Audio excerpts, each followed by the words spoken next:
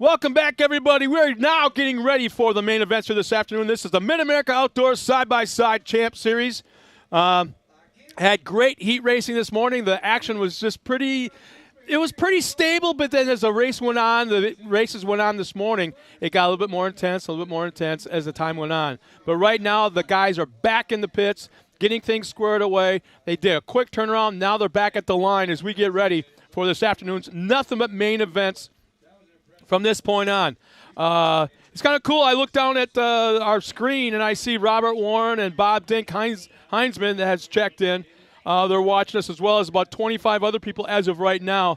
But in just a moment, we'll be joined with Pam Hall once again to finish out the afternoon. Again, this is round one on the Mid-America Side-by-Side Championship Series.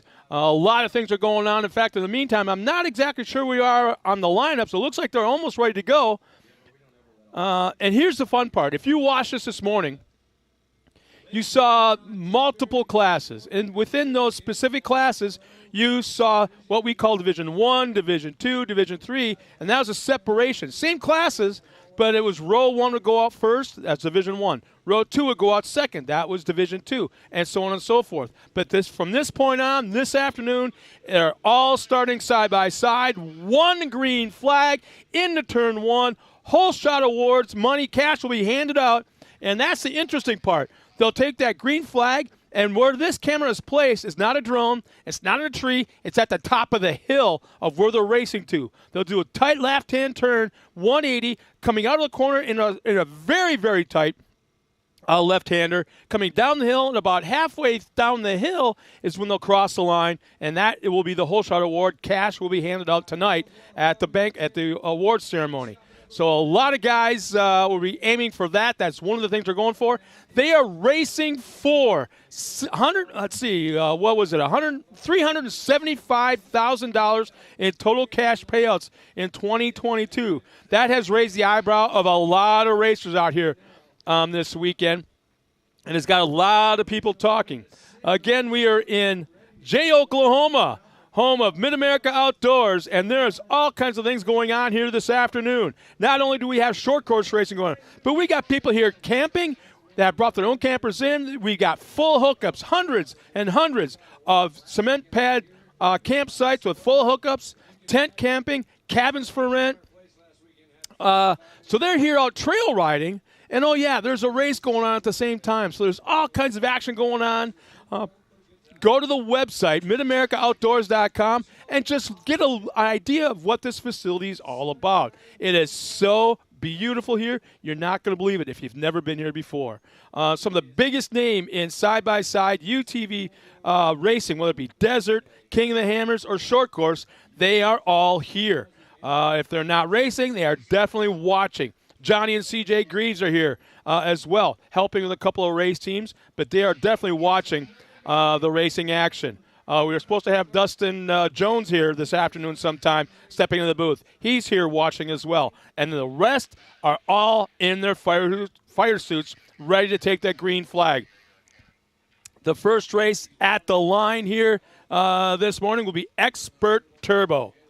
We started this morning with the 170s and all the different 170 classes, but today, this afternoon, in the main events, we're starting with Expert Turbo.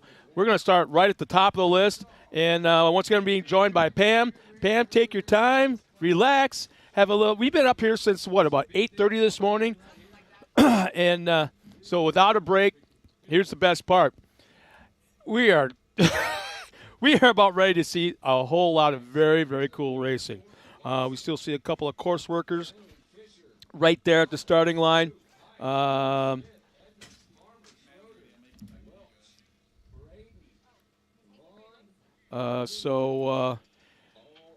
time will tell when we're getting ready to take that green flag.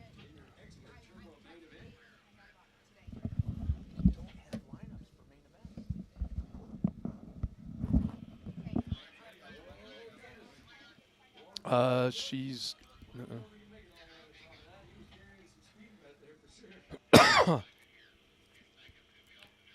I can't wait to see what this place is going to be like come... Okay. We don't have lineups up here, man. All we have is what we had from this morning, and that's completely different. So let's see how many rows deep. I want to say it's about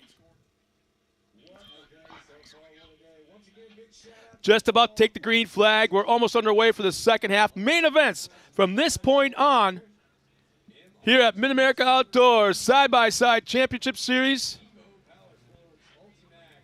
Everybody's chasing $375,000. We're underway. Green flag is out. Here we go. They're all taking the green flag. Up to the top of the hill. Tight, tight left-hand turn. The whole shot.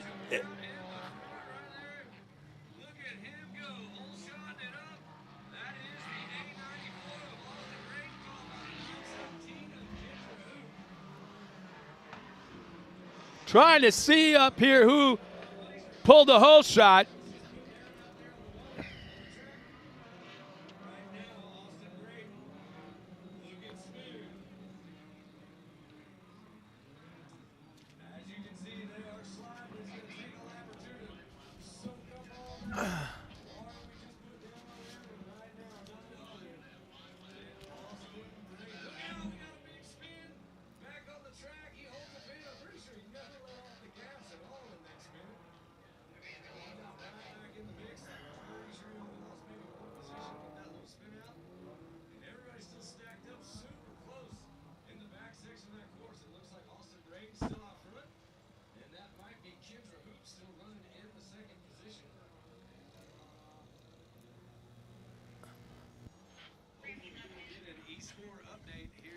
So our top four cars are slowly pulling away from the rest of the field as they come down the hill in the back section.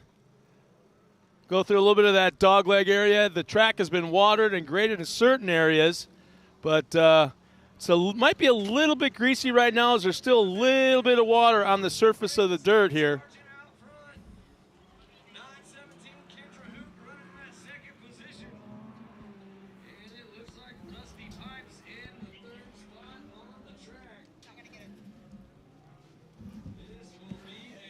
You gotta help me out.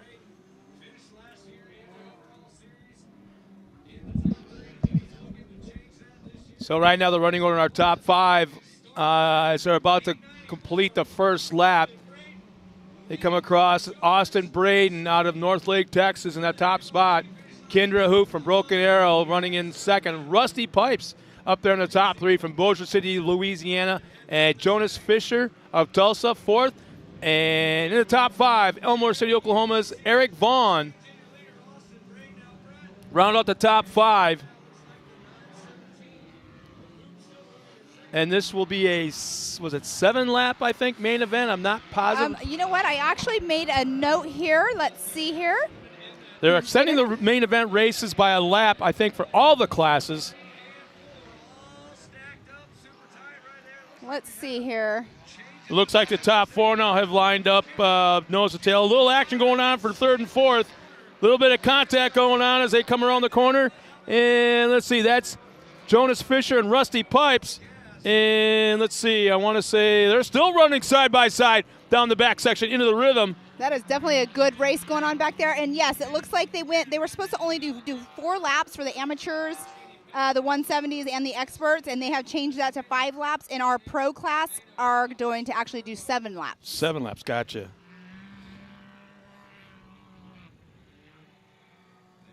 So I just love these land rush starts yes. when we're all organized and ready to go.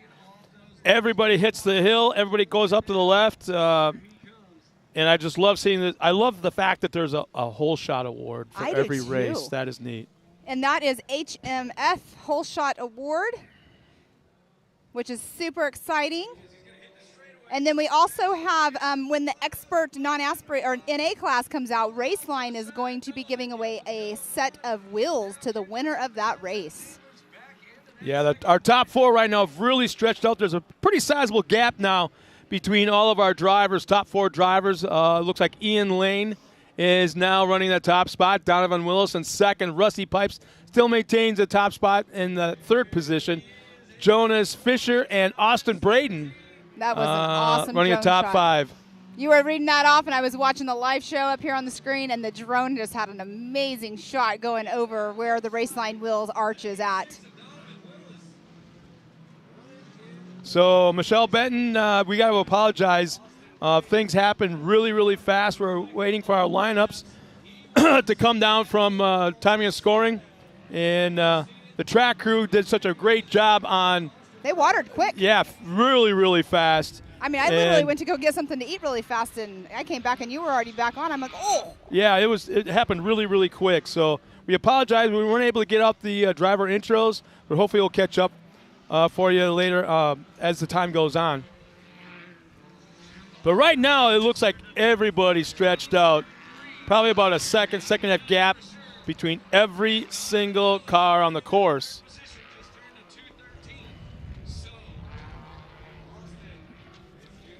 Exciting racing going on for sure. The next up will be our amateur class. Fastest lap of the race right now was 2:13. I missed who had ran it. It said 2:15 actually. Right here, there's a neat little scroll tab right here that tells us what race is up next. The best lap time, 2:21. Well, it's a little different for each. It shows different drivers, but there was a 2:13 that's shown up on here a lap ago. Yeah, so we're all on lap number 2 right now,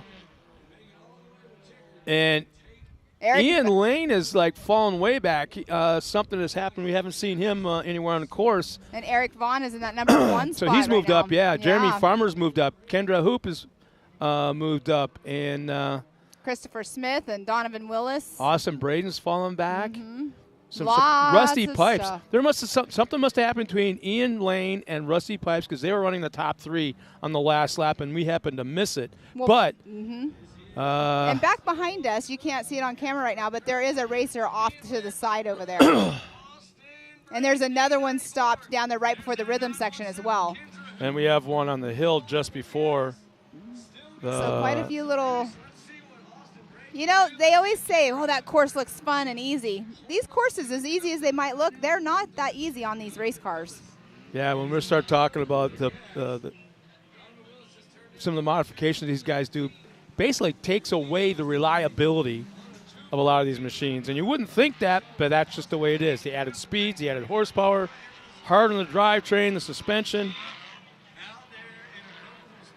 And I don't understand how this works in short course. I don't understand how this happens. But obviously when they start tight together, and then about midpoint, all of a sudden, next thing you know, there's like seconds, 3, 4, 5 seconds between every single car. And then with like a lap or 2 to go, why did all of a sudden they come back together and they're running nose to tail? It's kind of interesting to see that. I just got word that we're going to be getting our lineups. That'll be exciting to have. So the watering the track definitely made it look a lot nicer out there. Not having the dust cloud. When you have a drone now and we see those drone shots, you'll be able to see where the lines are easier for the racing. Exactly. Where the actual track is.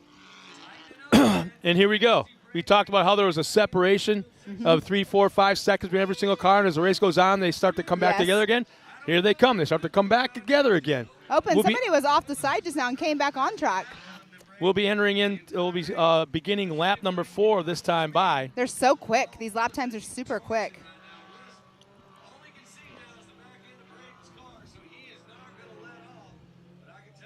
They are definitely 1, 2, 3, 4, 5. The top 5 right here are coming through.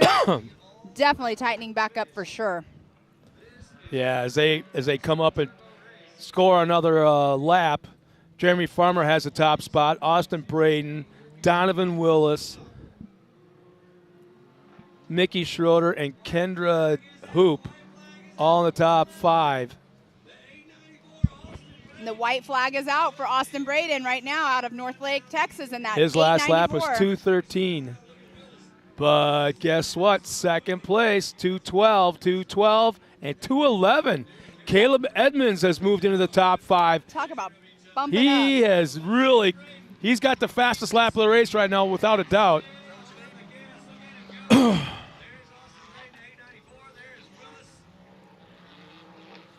All right, we have our lineup in front of us for the rest of the day. fourth place car's got the fastest lap, and he's all over the back bumper of our third place car, Mickey Schroeder. But if he's going to start making any moves, he better do it right now because he's got what's really interesting, there's a lot of long straightaways here. Yes, and you're not going to drag race past somebody. Definitely you got to not. out-dive them into the corners, out-brake them, and then set yourself up to exit those corners and hopefully make another pass on somebody. But it doesn't look like it's quite going to happen yet. So the leader has pulled out a little bit longer of a lead, maybe a second and a half, maybe, but second, third, and fourth are very tight. So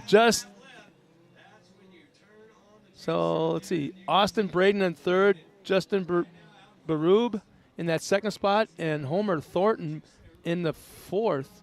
Now, he's up in the third. Things are bouncing all over the place right now. There's cars all over the track. They're so spread out that the timing just keeps updating and updating. We have somebody coming off course over here to our right. So Austin Braden's being called as our leader.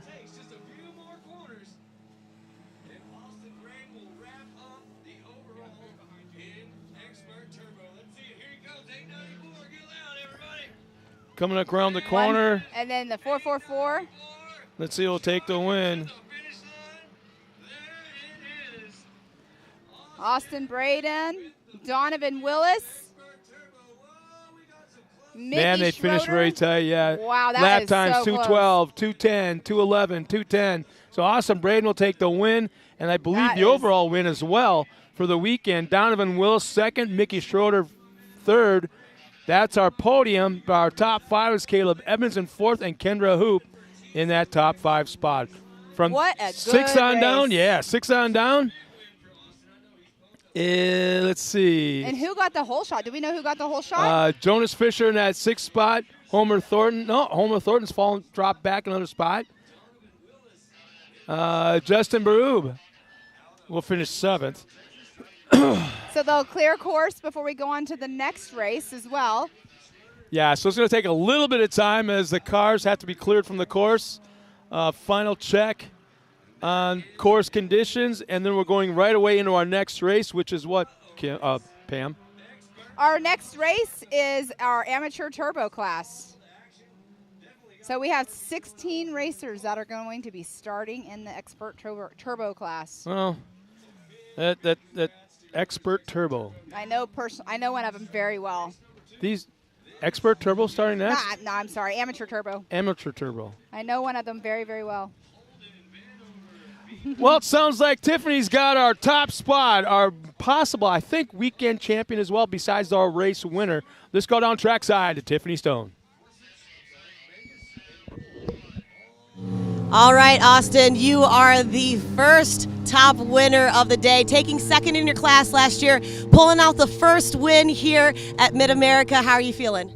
Feeling great. Track's awesome. It was a little slick after they just watered it, but I love this place. And talking about that, we made some changes to the track and the course, of course, from last year to this year. Added a cool tabletop out there. You guys are just hitting it, flying it. How are you feeling about all of that? I love it. Can't beat it. Awesome. I know you got to thank a few people, of course, for helping you get here today, taking that top spot. Family, friends, TMX, Raceline, Evo, all them. Awesome. Well, for somebody who's taken that first win of the day, you got to be a little bit more excited, but it's good to see that smile. I know you guys can't see his smile down here, but he's got a big one. So congratulations once again to you for taking that top spot. Awesome. Thank you, ma'am. Thank you. All right, and back up to you guys. Thanks a lot, Tiffany. And, well, the fun begins now. Now you're going to start seeing the real emotion of our Yes. winners down trackside. It's one thing to win a heat race. It's kind of cool, pretty exciting, but that's not the main goal of everybody here that's Right. racing. They want that top spot in the main event. So, well, again, what's our next race that we have? Our next race is our amateur turbo class, and I'm going through right now and looking at everybody. We have 16 racers that are going to be taking the green flag. And All at one time, no divisions, no staggered starts. Right. Everyone takes one green flag. What's our lineup there, Let's see here. I'm actually going through because I don't have their first names on here, so I'm going to actually just go through their last names. We have the number 1 position, last name Steven. Number 2 position is Stewart. Number 3 is Moore. 4th is Knowles. 5 is Arknow. 6, Thomas. 7, Hall. 8, Vanover. 9, Murphy. 10, Vogelsong. 11, Mangus. The 12th position is Vector. 13 is Mokel. 14th position is Holden. 15th, Gorsuch. And the 16th position, Jones. And they are getting ready to go off the line as we speak. You can see them all lined up on course. I love that shot. This Land is rush so starts. nerve-wracking because my kid is in there. So where's he starting at? He is in the 7th position right now. Here So we he's go. pretty much You dead can center. see TW. Right around dead center in the front row. Yeah, TW is going across the line right now. He runs across, make sure he gets a thumbs up from all the drivers. Waiting for that green flag to drop. Turn 1 up the hill, probably about 200, 220 feet worth of elevation change. It starts off as a soft left-hand turn into a sharp left-hand And there turn. they go. You can Exit. hear them off the line. Top of the hill, and that soft lefter almost to a stop into a sharp left-hander coming down, and we have now got a whole shot award winner.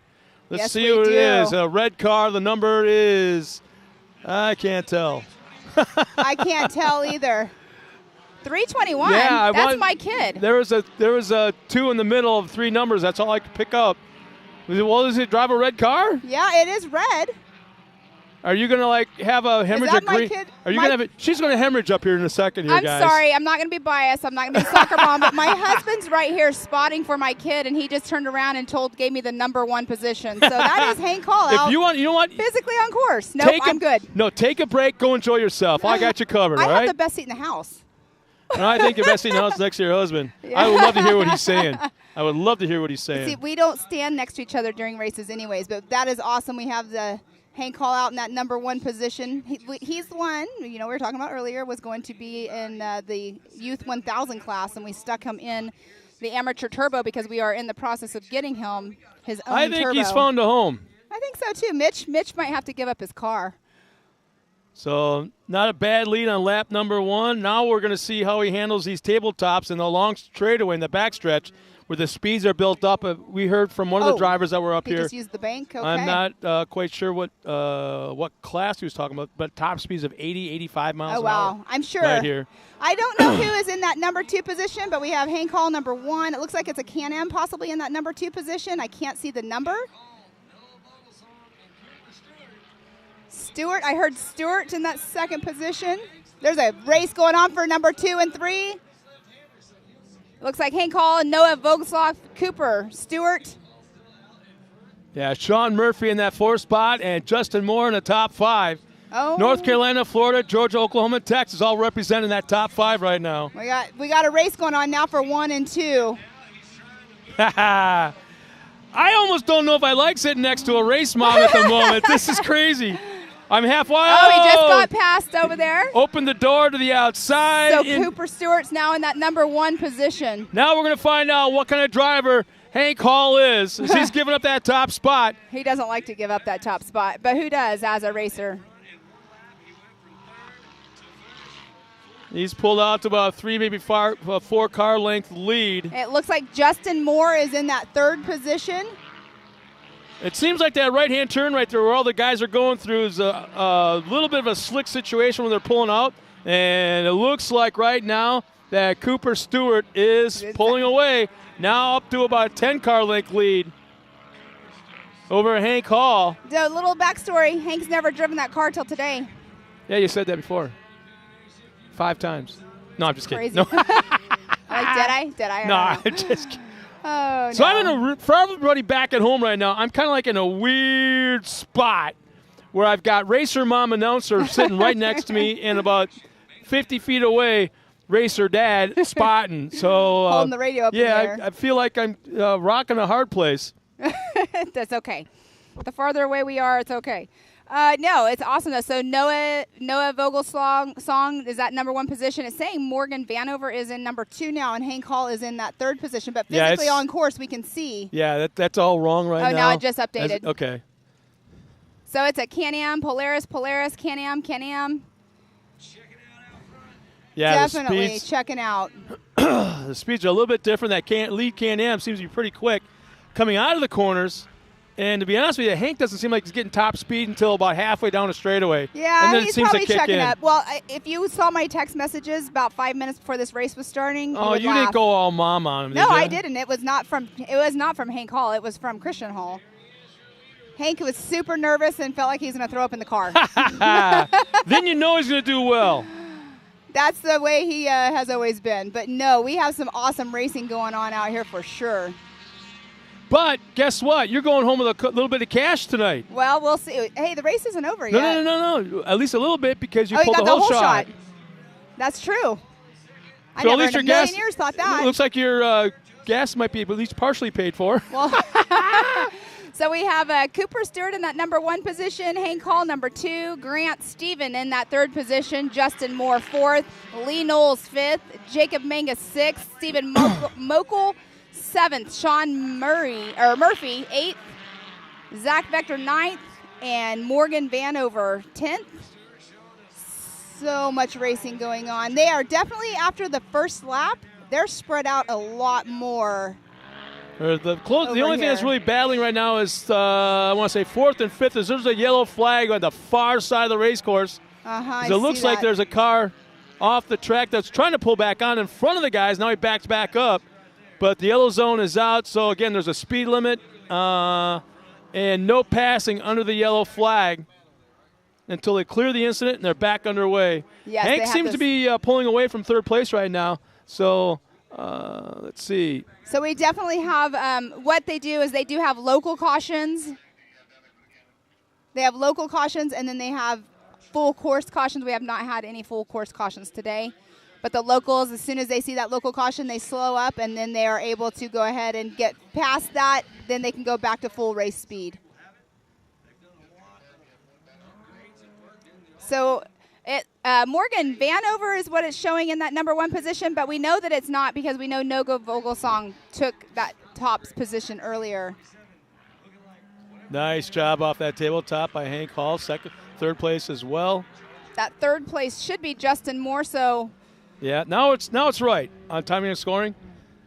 Cooper Stewart up front, Hank Hall in 2nd, Justin Moore in 3rd, Lee Knowles 4th, and Jacob Mangus in that top 5 position. But right now, it's pretty well spread out, evenly matched or evenly gapped between Cooper Stewart and Hank Hall and Justin Moore. You know what? It looked like Grant Stephen is behind Hank. I thought I saw the 261. Ooh, it's a Can-Am too, if that's what he's driving. Can-Am right now running in that 3rd spot. Looks like a little bit of ground's being made up. You know, that right there, that downhill where they go into the right is such an off-camber, like I was saying earlier, and then they go directly into a jump. But that number 1 position right now of Cooper Stewart is definitely taking off, and he has a huge gap. Yeah, the drones right now are watching our leader, Cooper Stewart, as he's going down that long straightaway into the rhythm section right here, right there. And still haven't caught up to Hank Hall. He hasn't come in picture yet. Yeah, there's definitely quite a gap there for sure. There's Hank Hall. And he's got a pretty sizable lead over 3rd as well. So they're doing a total of 5 laps. They are currently on their 3rd lap, getting ready to come in and complete. Yeah, it'll be lap number 4. You see that little jump over right there, that car that's on camera, Cooper Stewart. There's a couple little areas where there's a little bit of a creek crossing, and they stay on it and they just jump over it.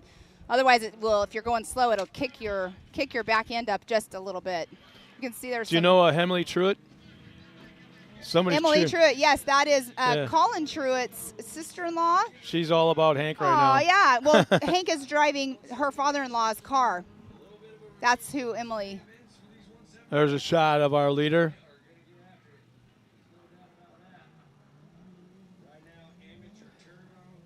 Right now, it makes it look like that drone shot makes it look like this is a gravel pit.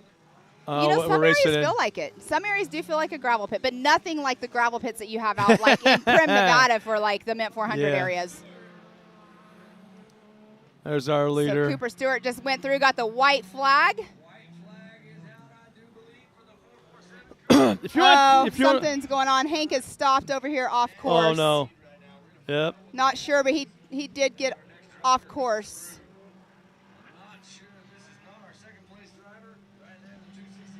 Not sure what happened, but he is definitely off course over there. So we have on course, we have first place Cooper Stewart in that number 1, Zach Vector number 2. Actually, nope, Jake and Mangus just came into that second position. So when we say what's going on course, we're actually reading off of our laptop. Yes. The timing and scoring, so it's constantly changing. Yes. But we can see over our shoulders visually what the running order is. Exactly. And sometimes it doesn't match up with what we're seeing on the screen. Right. So we apologize for that. We're trying to keep everybody as updated as fast as we can with what's going on in the course as well. Exactly.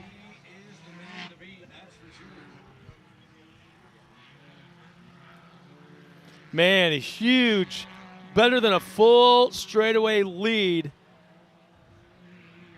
The belt, I think it's the belt broke on Hank Hall's car.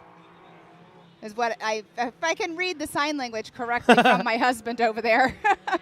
Unfortunate, these all of them are all belt-driven vehicles, and it can happen at any point, any time. The turbos, they pull so much power on those belts as well. So we know Cooper Stewart has the lead, and a very, very, very sizable one at that, even though our time and scoring laptop is not telling us that. It's just bouncing back and forth here, but definitely good racing going on out there. This is the amateur class, the amateur turbo class. Yeah, I think your kid's found his home. Don't put him in that youth 1000 thing. Oh, he won't. We won't. Yeah. Don't do that. That class is already not happening. Mommy's decided. No, I didn't decide. Other people decided for us. But no, we're in the process of getting him a race car. It's just on the West Coast. And here comes our leader. Around one more turn down the front straightaway in front of the crowd here. All by himself. And he's getting that checkered flag. Mr. Cooper Stewart just took that number 1 spot. And we don't even hear any other cars. He has such a huge lead. No, he has such a huge lead, yes. We're talking, okay, is this still March? Yes. Yeah. March 19th, I think, is today. No, he has such a huge Oh. Oh, I don't follow all the time. Let's see. Here, you can ask him.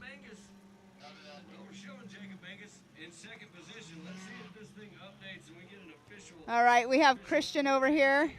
Did he break a belt, Christian? Oh, we're not sure what happened. So it's starting to sound like he may have blown a motor because there's fluid leaking out from behind him. So tough break for our whole shot and our long-time second-place driver. But he'll be back. Yeah, and it won't be in the Youth 1000. It's going to be Well, Cooper Stewart, congratulations on that win. They still do have to go through tech. So even though they have finished 1, 2, and they'll 3, go through tech. They'll hit the scales first, then come back and down the top 3, or the winner will come down and talk to Tiffany Stone. Exactly. And everybody else goes up, gets scaled, and then go right into tech inspection, post-race tech. And then tonight at 6 o'clock, well, we're a little behind right at this moment, so we're supposed to at 6 o'clock be doing all of our podiums for all of the winners today, 1, 2, and 3, and then there's going to be a band as well later. So it's the evening is definitely not over. All right, and we are going to go ahead and throw it down trackside to Miss Tiffany Stone with our winner, Grant Stephen. All right, Cooper, that was a crazy race. When you came up here, you just chatted and told me that when you hit your brakes in the air, you broke your front diff. You didn't have brakes going into that last lap. Walk me through that. Yeah, I mean, went into the last lap, kind of saw behind me, had a pretty comfortable lead, and usual me is I still push harder even though I have a lead, and it didn't really work out. Either broke some axles in the front or broke the front diff, and I didn't have any rear brakes on the last lap. So it made it a little bit harder, but still came home with the win. Awesome. Well, I know you got to thank a few people. Who'd you like to thank? First of all, my mom and dad, Kyle Chaney, for building an awesome car, CT Raceworks, Street Boys Racing, Action Off-Road, Action Tire Company, Raceline Wheels, Can-Am, and everybody else that I forgot. Awesome. Well, nice job to you, Cooper. And like he was just chatting, it is crazy that you had that much happen to you in that last lap, but still pulling off that top spot. Back up to you guys.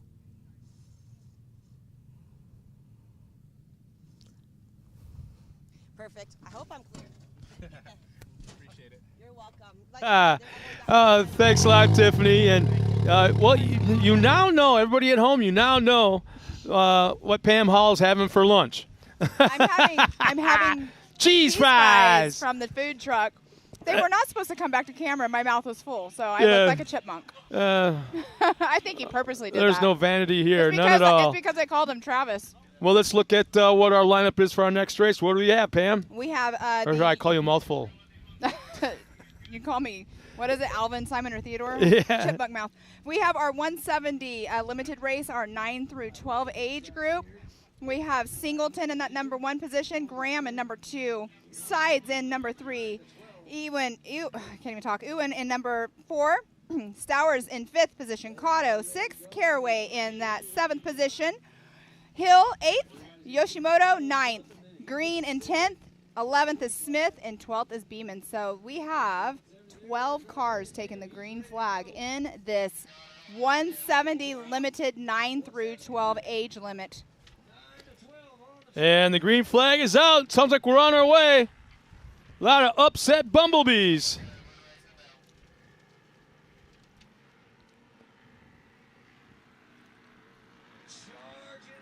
All right, let's see who gets that number 1 position as soon as our timing gets all updated. Thank you. Lost for words here for a second. My brain stops. That's why we have our ears on.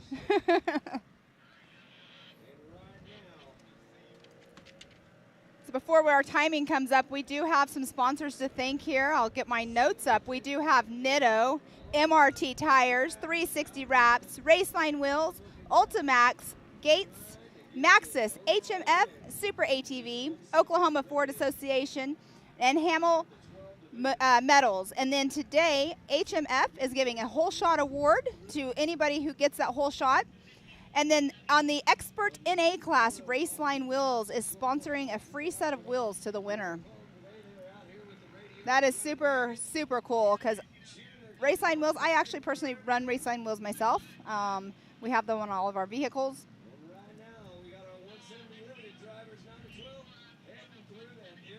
But we have Kennedy Singleton right now is in that number 1 position. Caden Graham, Avery Sides, Connor Stowers, Miyakato, Paxton Yoshimoto, B.A. Smith, Anson Caraway, Tillman Ewan, Daniela Hill, all in 170s. Obviously, they're all Polarises. So Kennedy Singleton actually has a little over a 2-second lead on second place right now.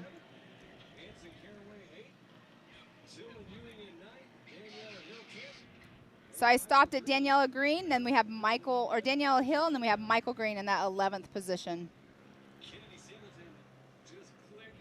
Kennedy Singleton is definitely already creating quite the gap between her and second place.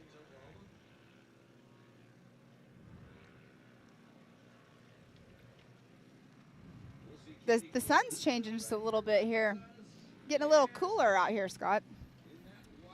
You're just never happy. A little while ago you were hot. Now you're starting to cool off. Miles Hasselquist, he's watching. Oh, what's going on? Hey, Miles. He always says, hey, buddy. He's in Florida with his family. I thought he was on his way back from Florida. Well, he might be on his way back. I don't know. I just know that he's been in Florida for the past couple of weeks, having a great family vacation. Took his girls down to Disney World. So we have, again, Kennedy is she is now almost 4 seconds in the lead of Caden Graham, who is out of Sand Springs, Oklahoma, in that number 57. And they are doing 5 laps. Of course, their laps have been cut short, not cut short, I shouldn't say that. They're not doing the full almost 2-mile loop each lap. They would have to stop for fuel, I think, if we did that for them. But they are definitely spread out there on course. But you know, these kids are out there having an absolute blast. And in this race, the age group is 9 to 12.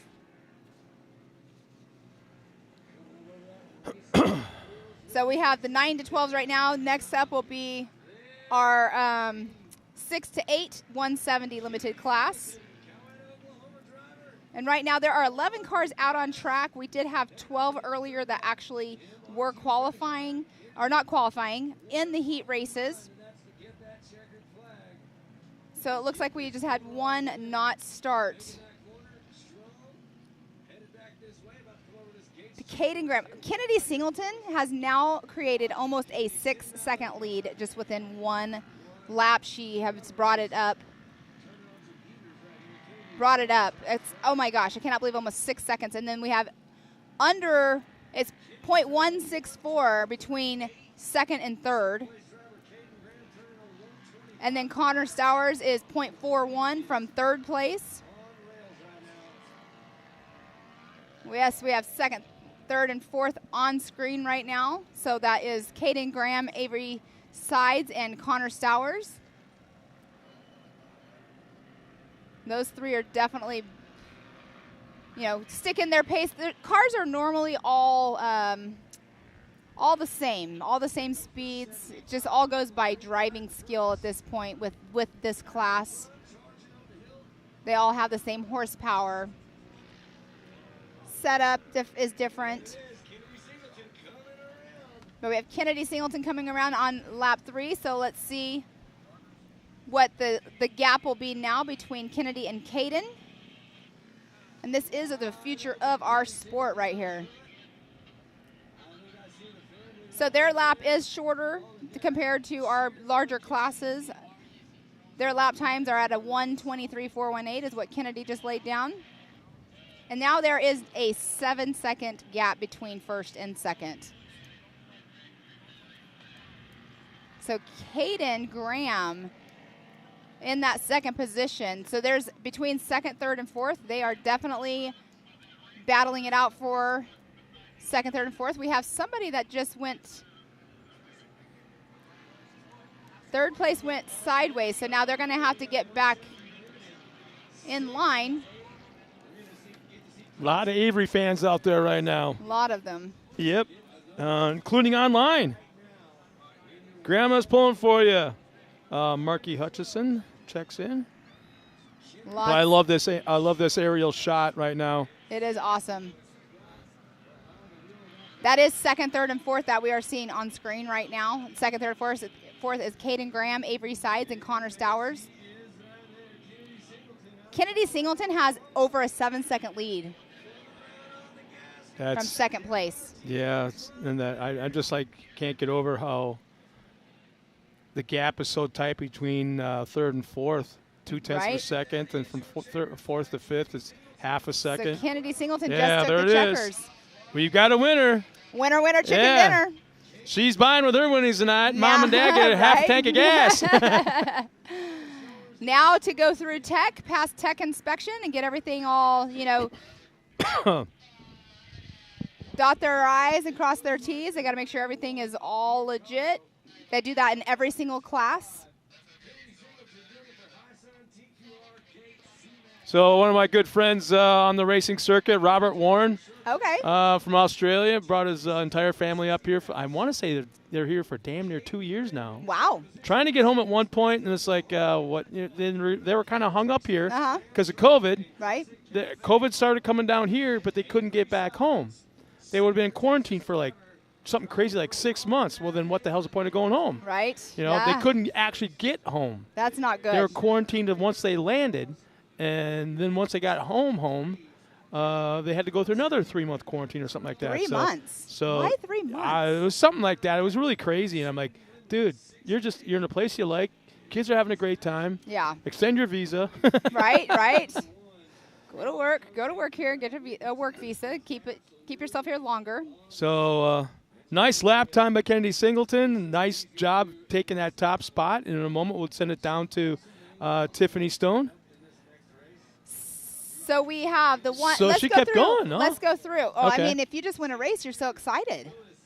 Well, I told you earlier one of the most dangerous jobs in all of short course off-road is a corner flagger for the 170s. Oh, goodness gracious. Okay, so let's go through our finishers right now. We have Kennedy Singleton in that number 1 spot by 9.5 seconds. Then you have Caden Graham, Avery Sides in that number 3 spot, Connor Stowers in 4th, Mia Cotto 5th, Tillman Ewan 6th position, B.A. Smith 7th, Daniela Hill 8th, Paxton Yoshimoto 9th, Michael Green in 10th position. So it looks like Anson Caraway is the only one who did not complete all 5 laps of that race. But you know that those kids, no matter where they finish, they have a smile on their face.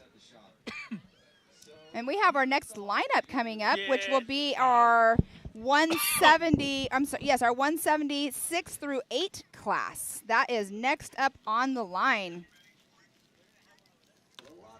We have 10 racers that are actually taking off the line. We have, sorry, I'm going to tell you this again, but we're going to have just the last name. St. Peter, you can see TW going across there. Mr. Todd making sure he's getting a thumbs up from all the kids, ready to go. Having a blast.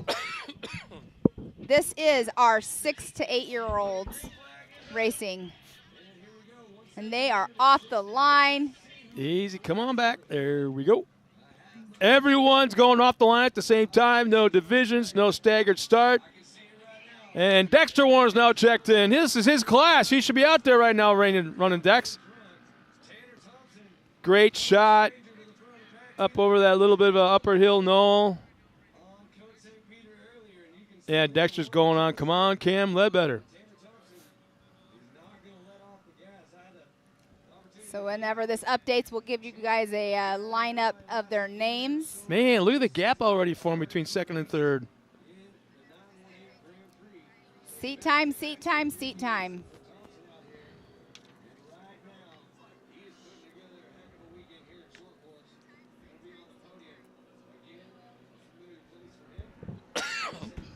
This has been a great day here, and there's all kinds of action going off over in Disney, Arizona, Disney Hill, Oklahoma. The weather's been so fantastic. I almost want to hug you.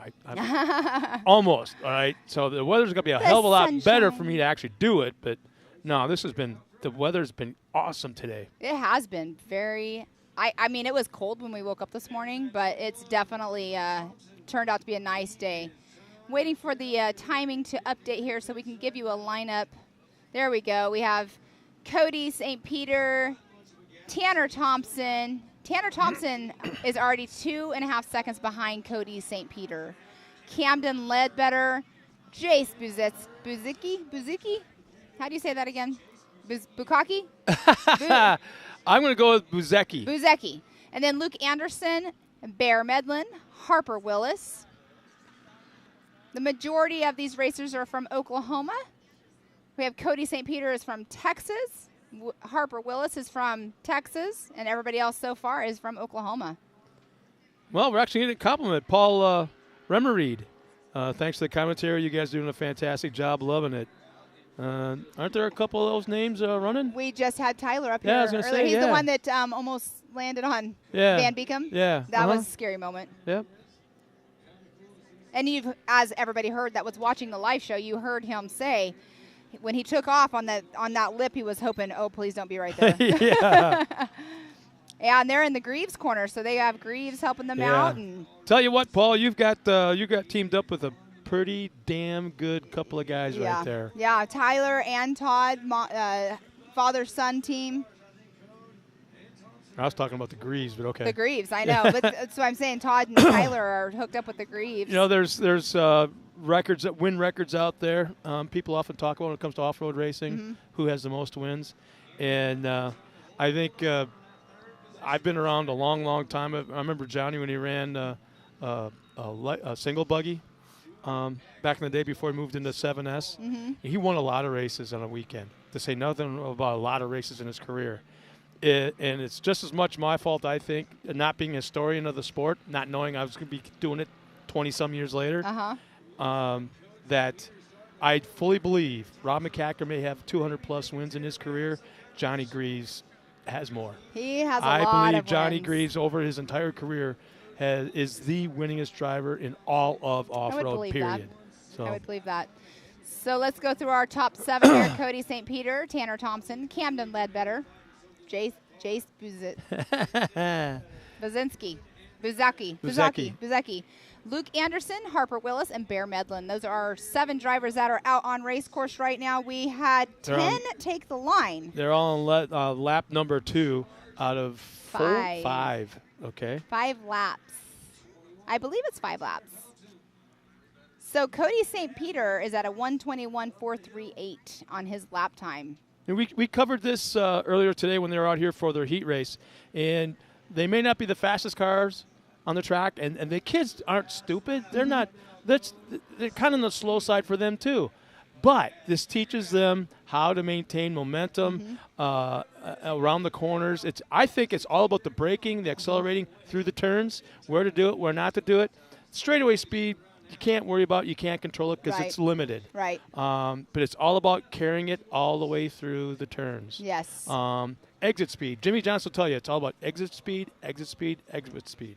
You got to know when, like if you do lift in the corners, you got to know when to gas it to get get that back end around enough to set you up to get back on that straightaway. And this will carry through to classes as they move through the divisions. We've seen so many, like you were saying earlier, so many drivers that have started in the off-road world with trophy carts, not per se the 170s, but like you were saying, Sheldon Creed. Look at Sheldon Creed. Yeah. I mean, like you're saying, Haley Craftsman, Deegan. or not Craftsman, what is it now? Camping World Truck Series champion. Yes, 2021. Zane Smith. Yeah, Zane Smith almost won the truck championship last year. Lots of very, very off-road. close. Well, he was out. He had the lead going in, 2 points lead going into the last race of the year. He's a trophy card kid. White flag is out as Cody St. Peter goes by. Our leader, Tanner Thompson, running in second. Camden Ledbetter. But to reiterate that, I pinch myself sometimes because it was me and one other guy that were beating on Jim Baldwin back in the day of championship off-road racing. It was like a 3-month ordeal of getting the owner of Core at the time to consider trophy cars to bring him into the series because we really put a sell job on him. Yeah. And finally, after bringing a cart to the office 3 times, finally he saw it the 3rd time and just signed off on it. The first race, I think we had 5 or 7 carts, like I told you earlier. Something like, I want to say 7. There was like 8 orders that afternoon. Oh my gosh. And all of a sudden, we started growing. And I remember the last race at Chula Vista that we had at the quarry, we had to create a trophy cart only pits. There he goes. He's super excited. Now, I wonder if he's on the upper side of the age 8 or if he's on that lower of the 6th. And there it is. He takes the win. Cody St. Peter out of Whitney, Texas will take the top spot. But, finally in the last weekend of Core, 2008, we had to create their own pit area. Oh, wow. Because we were on the edge of a rock quarry, so we had to go up high above the racetrack and level off a big chunk of ground for 240 trophy cars. Wow. 3 divisions. Wow. Yeah. That's pretty amazing. Pretty amazing. So running across line once again, our top 7. Well, actually, our finishing field. Bear Medlin will finish that 7th spot. Harper Willis, 6th. 5th will be Luke Anderson. 4th, Jace Buzecki, Camden Ledbetter. In that 3rd spot, 2nd, Tanner Thompson. And our winner, once again, Cody Thompson. Cody St. Peter in that 63. It sounds like we might have him stopped down there, too. That's super exciting. No way. Well, it's because it's slower, and you probably saw Tiffany Stone jump on the cart as drove by. Stop. Stop in front of me. She's really awesome about getting their attention and getting them stopped. But like earlier, I mean, Kennedy was probably so excited, just went on through and didn't even pay attention, just wanting to get up there and get that car teched and go up to that winner's circle at 6 o'clock tonight for the award ceremony. I'm looking at the finishing arch. All right, and it sounds Yep. like we have Miss Tiffany Stone down there. So down trackside with Tiffany Stone. All right, Code. It's so good to chat with you today. How are you feeling overall, buddy? Good. And how was the track for you today? What was your favorite part? The jumps. The jumps. How did you have to get that all together for you? What did you have to do to make sure that you hit the jump perfectly? Full speed. Full speed. Look at you, Code. I like your little smile that you have down here. So overall, you're taking that top spot right now. We're still going to do podium and trophy later, but who would you like to thank right now? My mom and dad and Rhett. That's all. That's all. Your mom, your dad, and Rhett. Well, wonderful. Good to see you. Is this your dad back here? Yeah. Perfect. Well, he just wanted to say a big congratulations to his mom, his dad, and Rhett. And Code, I'm going to let you go enjoy and celebrate that top spot. Okay, buddy? All right, back up to you guys. And we're back once again. Tiffany Stone, great job talking to all our winners here this afternoon. I'm looking at the little guy inside the car, and he's barely seeing over the steering wheel. Right? That's they the cool look through spot. it. Yeah, They're like super low. No, there's a cool shot of our next race at the line. and they're getting ready to take off. That's going to be our 170 stock class. So who do we have? We have a lot of drivers in here. So let me look here at our other list because I want to make sure I say their names. So Wow, look at that! Look at that picture. we have Westlyn Coates, Rossi Thomas, Ryder Thomas, Caroline Claire Ewing, Carson Summerfield, Caden Vanover, Heston Hess, Paxton Shamblin, Easton Helms, Bear Medlin, Haiti Cowan, Blaze Medlin, Carson Hill, Atlee Yoshimoto, and Daniela Hill. Look at that lineup right there. And this is our 170 stock class. They are getting ready to go off the line right this moment. Now, the 170 stock class, there's certain things you can and cannot do. You have to, of course, in a stock class, you can't just show up with a car without harnesses in it. It has to have certain safety measures. Look at them already going off the line, getting super close together.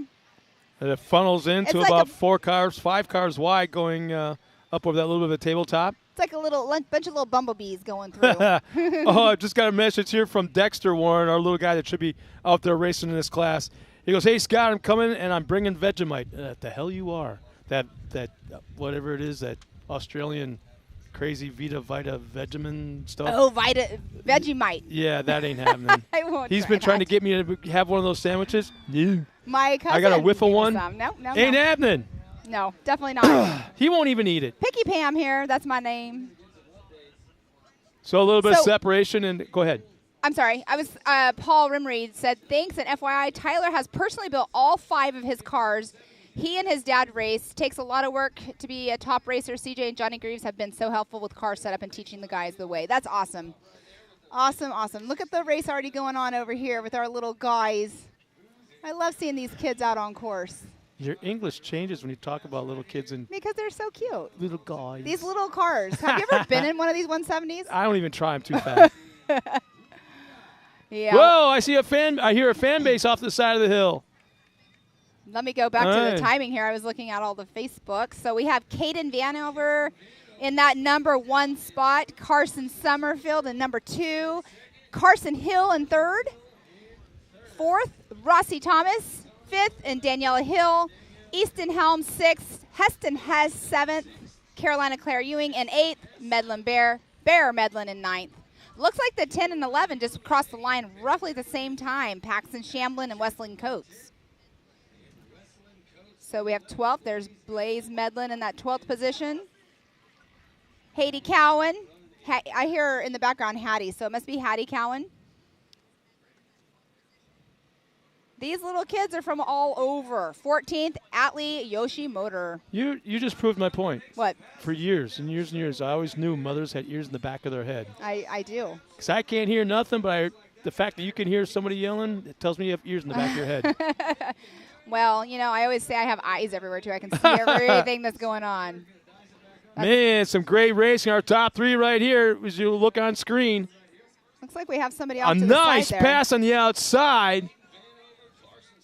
diving back in the inside, man, from first to third, back to first again. Outbraked everybody. I believe that's Caden Vanover. But, whoa, a little wild going off the jump. Carson Sommerfeld comes back back onto the track in second.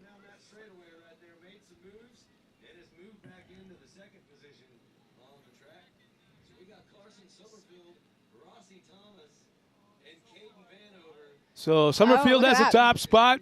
Thomas in that second, and Vanover third. Carson Hill and Danielle Hill running fourth and fifth. I always found that a weird dynamic. Brothers and sisters or brothers racing each other. What actually is going through their head when they come up onto each other? Is there a little bit of leaning? Do I avoid off to the side? I know it all depends on probably the mood of the day. Mood of the day and how competitive they are against each other. I mean, if you come from a competitive family, you're not gonna wreck your sibling, but you are definitely going to not let up. I mean, well, we have a great example. We have a great example, with all the Gomez brothers, all of them. I mean, yeah, that's a whole nother ballgame. We'll be talking about that at a later date, I'm sure. Yeah, definitely. When you get a chance to meet them. Let's put it this way. Well, great group of guys, wonderful family, unbelievable crew, but you're going to hear them before you ever see them. You're going to hear the laughs. No matter where you are in the park or where you are in the racetrack, in the pits, you'll hear them before you see them. 100%. And if Miles is still watching, he can attest to that as well. 100%. But, yeah, Carson Summerfield is still out in front with a 2-second lead as of the last lap. So let's see how that goes for next. Oh, just crossed the line. You can hear the fan base over here. Yeah, that I can hear, yeah. Lap time of a 1:31. So 7-second lead between 1 and 2 position right now. Second position is Caden Vanover. Wow. Look at that battle for second. Nice job. And then second and third is a 3-second lead. We got one car coming to a stop right here just past the finish line arch. Uh-oh. Kind of coasted to a stop right in the middle of the track. Weren't able to quite tell who it was. Perfect.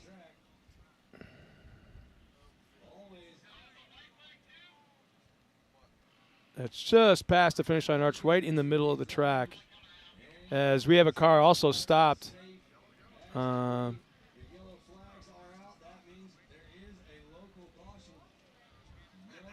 Just to the inside of that first left-hand turn. I guess that would be turn 1. No, it would be turn 1. I know we need to count the turns, but like you were saying, it might change that was next race. Looks like suspension issue in the left rear, so the left rear tire was pointing in the wrong direction just past the start-finish line. Or I should say the finish line. And then we had another car stopped about 100 feet further down the track. But as we glance back up, everybody's on lap number 3. They have 2 more to go. Yeah. Sounds like Carson Summerfield's coming in for the white flag. The flag, though, here very shortly. I love hearing the parents and the moms in the background. I think that's one woman and it's one mom. Hey, I've been that mom. Yeah, I know. I just couldn't do it today. Yeah, you were ready to explode from the inside out. I was. I think I held it together very well. I tried like hell to get you up. You tried to get me to go away, but I'm here for work. Yes. I know my kid's on the course, but I'm here for work. Work. So a little bit further back, we got a little racing action going on now between the 37 of Paxton Shamblin and I believe that's Blaze Medlin. Look at the difference in the time gap between Carson Summerfield and Caden Vanover, 1 and 2, 9.260. That's a huge gap with these little 170s. So the white flag should be going out this time by. Nice bit of speed by our leader heading down that backside. Now, Carson is in that white. I can't remember which car it is. They're all blue, yellow, and red.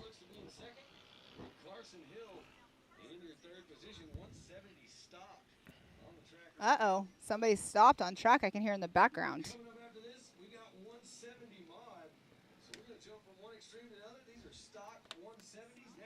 So this should be white flag, I believe, coming for Caden Vanover. I'm sorry, Carson Summerfeld. Well, I don't know what's correct. Is it the timing scoring screen or? I'm going by the. I'm sorry, I'm not even reading. I'm not even looking at the screen. I'm going by the actual. Oh, it's scoring. checkered flag. We're running. Okay, 5 laps. Yeah, So Carson Sommerfeld.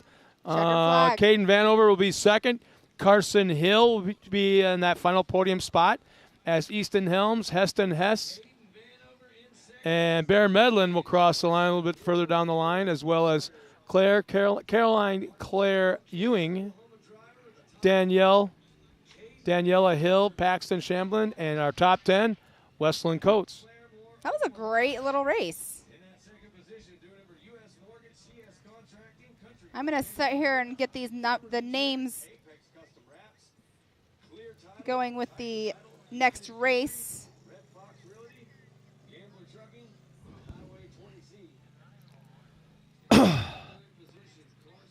Our next race will be, what, 170 mods? 170 mods. I'm trying to Wow. set this up to where Am I looking at that correctly? 17 entries? Yes.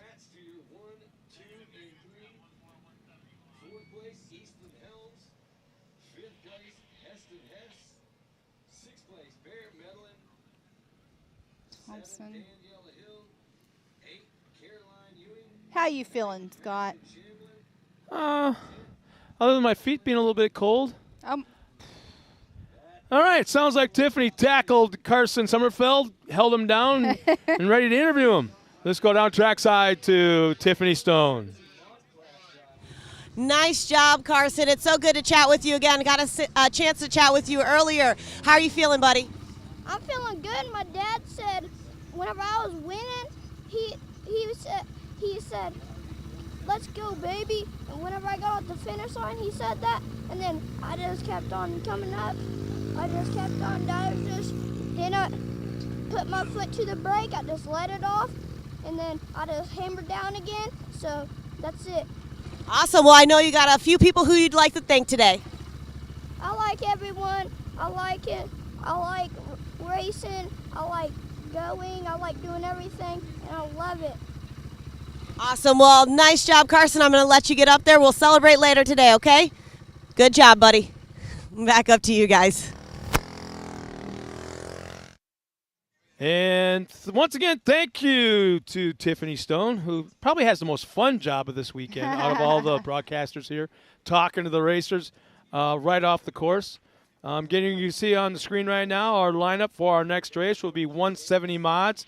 And just like Pam Hall said, whole different animal. whole different animal. Getting The lined up. motors- This is closely monitored by the tech officials. Right, exactly. Cheaters, cheaters, cheaters, and I can guarantee you this. Every single car in that line is cheating some way, shape, or Hey, form. there's always a gray area. Yeah. Okay, so in this 170 mod class, we do have 17 cars taking off the line. So we have Cody St. Peter, Cameron Gaines, Caden Graham, Kennedy Singleton, Lane Yeager, Riley Jones, Tanner Thompson, Waylon Coates, Briley Lutz, Avery Sides, Michael Green, Savannah Buzetsky, B.A. Smith, Bentley Fagan, Jace Buzetsky, Ledbetter, I can't remember, is it Cody Ledbetter? And then Maggie Flores. Those are the 17 cars getting ready to take off the line. It's going to be fun watching these. These guys now, they'll do 5 laps as well. Oh, we got There's somebody. always that one car. Actually, that might be That for might our be next race. safety. Yeah. Oh, it could be our next race for sure. 2, 4, 6, 8.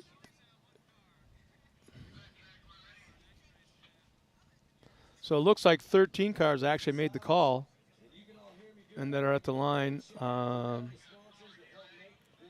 13 cars made the line? Okay. All right. Look, sounds like we're getting ready to go live here in just a moment. They'll be coming across in front of the crowd on the hill here from their right to left and then head out onto the course. For just a moment, they're actually going opposite direction on the actual They race are. course and then They are. getting back on, yeah. Yeah. All right, they are off the line. We have our 170 modified class. This is race number 6 of the day. Bumblebees on steroids. Here Bumblebees they on come. steroids. There you go. These are the bumblebees. What Maybe are the they? other ones should be honeybees, and these are the bumblebees. Oh, they're bumblebees. As long as they're not hornets or killer bees. We have ground hornets in North Carolina, and they'll like nest in the ground. And they literally, if you're walking and you don't have shoes on and you step on one of those, they come up from the ground and get you. That would suck. Yeah, I don't like them. That's why I'm Wow, look at the lead already. Cody St. Peter is in that #1 position, got the whole shot already. What? Probably 2 seconds in the lead. Yeah, picking up right where left off from the heat race. And that's the car that's super clean. Remember, I said, I wonder what they're spraying on that car. They got some magic shine or something. Here comes Brad walking up the hill over here, Mr. Brad Snyder. He thinks he owns the place. He thinks he owns it, yeah.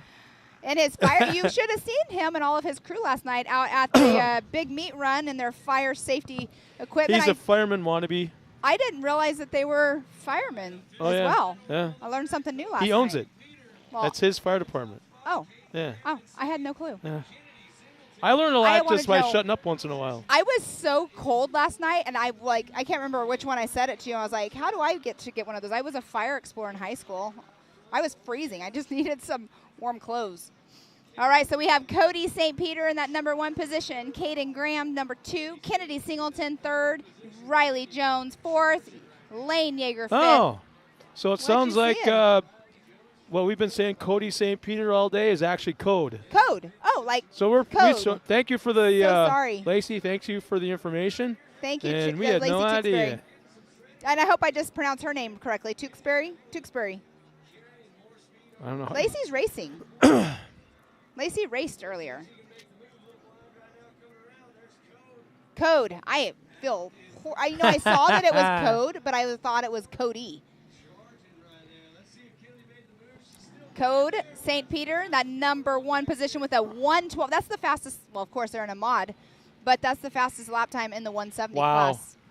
The speed they're going as they come back past us, actually behind us. Well, they're okay. So 15 second lead between 1 and 2. Code St. Peter and then Caden Graham. Boy, it seems Wow. longer than that. Wow. It's like he's on his way home. He's in at the another exit time ramp. zone. Yeah, he's at the exit ramp heading home. Completely different time zone. Johnny Greaves just walks by.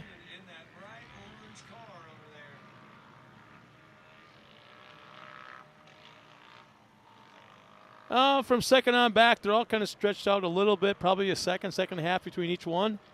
Yeah. But talking about Code St. Peter in his own world, solar system, planet, whatever the hell you want to call it, he is all by himself.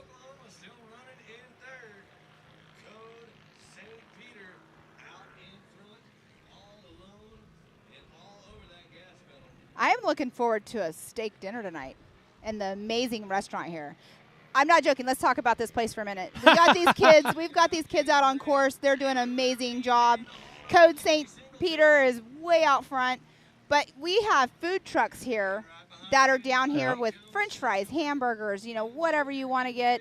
And then the restaurant where you have the store where if you break a belt during your race earlier and you don't, or you're not your race, but your heat race, and you need one, you can go up to the store and buy one. They have mirrors. They have race gloves. I can't They think of have anything. everything. I can't think of anything they don't have except you can't buy a complete motor. You probably could if you went right to Jason and say, I'm in dire need. He'd probably pull one of the many side-by-sides that are here on site. But that's the only thing I can think of that you can't buy here. Right. Windshields, like you said, mirrors. Everything. Everything. Lights, sound systems, tires, wheels, shocks. And they may not have it in the store per se, which is you got the parts store off to one side. Then you got a little bit of a grocery store. Yes. Then there's the apparel shop, if you want to call it The that. apparel. I mean, you got tank tops, sweatshirts, T-shirts. Yeah. Everything. And then the restaurant. The restaurant. Which is not a normal race facility restaurant. No, it's not. It's like if you live in the other side of town, if you live across the street, if you live in the other county, this is a destination restaurant. Yeah, It's like for a sure. little log cabin A little bit of a bar right there. Oh, did you have the ice cream yet? Yeah. No. It's like a 50-50 bar. My dears, in case my wife was no, I didn't have any ice cream yet. I haven't had any this weekend, but I had some last weekend when I was here. But no, this is like a home away from home here. It's just one big family. Well, we're on lap number 4. Not to stop your train of thought, I apologize, but Code St. Peter's checked out. Yeah. 23 second, almost a 24-second I had to lead. make sure that it wasn't like 23 tenths of a second, and it's 23 seconds. Yes, I just actually saw him come by the race line wheels arch, and he actually was lapping cars. He's got nearly a half a lap lead on everybody. Very, very true. I mean, a lap time of a 1:12.369. Did that in lap number 2 of this race. Has the white flag, just took the checkered flag. Code St. Pierre just took that checkered flag. Now, again, they have to go through tech before we make everything official. Yeah.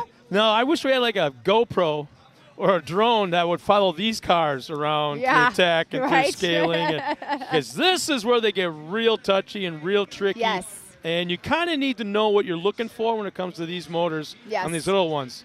Because like I said earlier, every single car is cheating some way, shape, or form out there in this class. Right. You know it. If you're not cheating, you're not racing. Right. You know. Yeah. I don't mean that in a bad way. I don't mean it.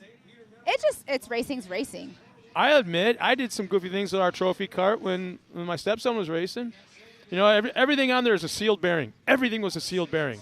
Well, there's a limit to how loose they can roll because it's a sealed bearing. Yeah. So I unsealed all of them, pulled the cover off of it. It was a kind of a pain in the butt, and I cleaned all the grease out of there, and I got a special kind of silicone that would lube it up, and I'd have it up in the jack stand, and those tires would spin forever. So with only like 14 horsepower, that tire rotation it spinned it really, really easy compared to sealed bearings. Right. So it's little tiny things like that. Well, the other things too, like ceramic bearings. Well, we had this discussion the other day. Yeah.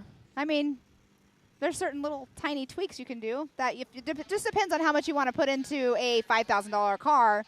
You buy a $5,000 trophy cart or however much they cost, you can go put another 20 into it to make it a winner. I wouldn't do that. 5,000. People do it. I'd mess with clutch springs and stuff like that. Yeah, but then all of a sudden, one of the trophy cart's dad owned a manufacturing company, so he could create his own clutches out of aluminum and instead of this pressed steel crap that was stock. And it's like, right. Well, we can ramble on all day long about this. Well, let's go down trackside with Tiffany Stone. She can ramble with one of our drivers. Code, you've done it again. It's so exciting. I wish that we could get a closer camera on your face because you have a huge smile. How are you feeling right now, buddy? Good. And when we're talking about that, you're 2 for 2 right now, kicking off the season pretty nicely. What do you think about the overall season so far, and how's the track going for you? Good. Do you got anything else besides good? I know you got a few people to thank today. I don't know. Your parents? Oh, yeah, my mom and dad and Rhett. Your mom, your dad, and Rhett one more time. All right, buddy, I'm going to let you get up there, celebrate a little bit. Nice job. Way to kick off the season, okay? All right, back up to you guys.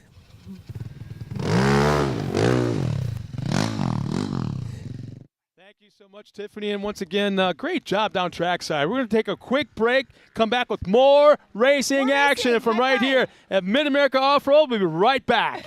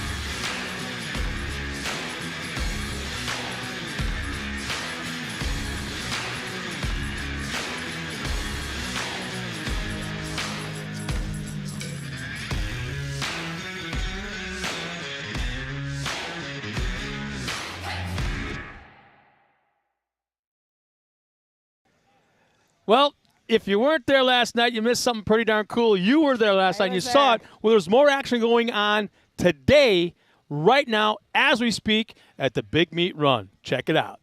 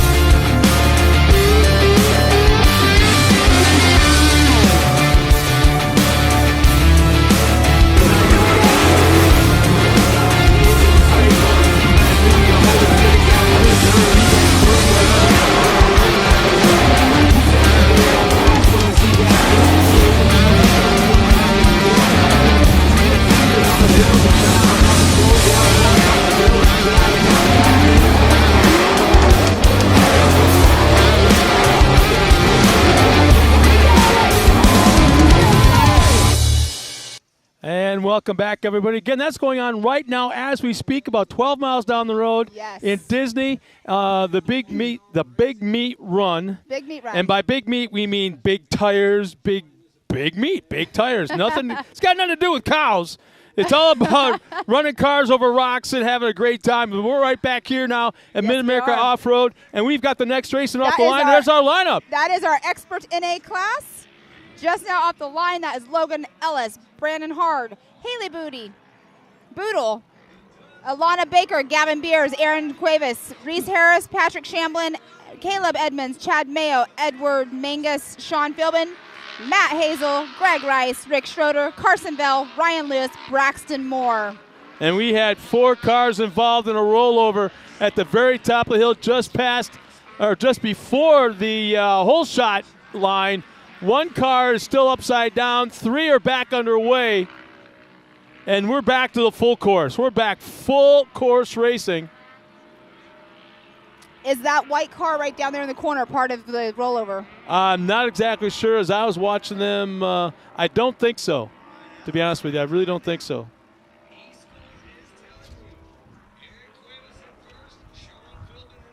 Aaron Cuevas in first. Yes, there we go. We got some lineups going on. Sean Philbin in number 2 position.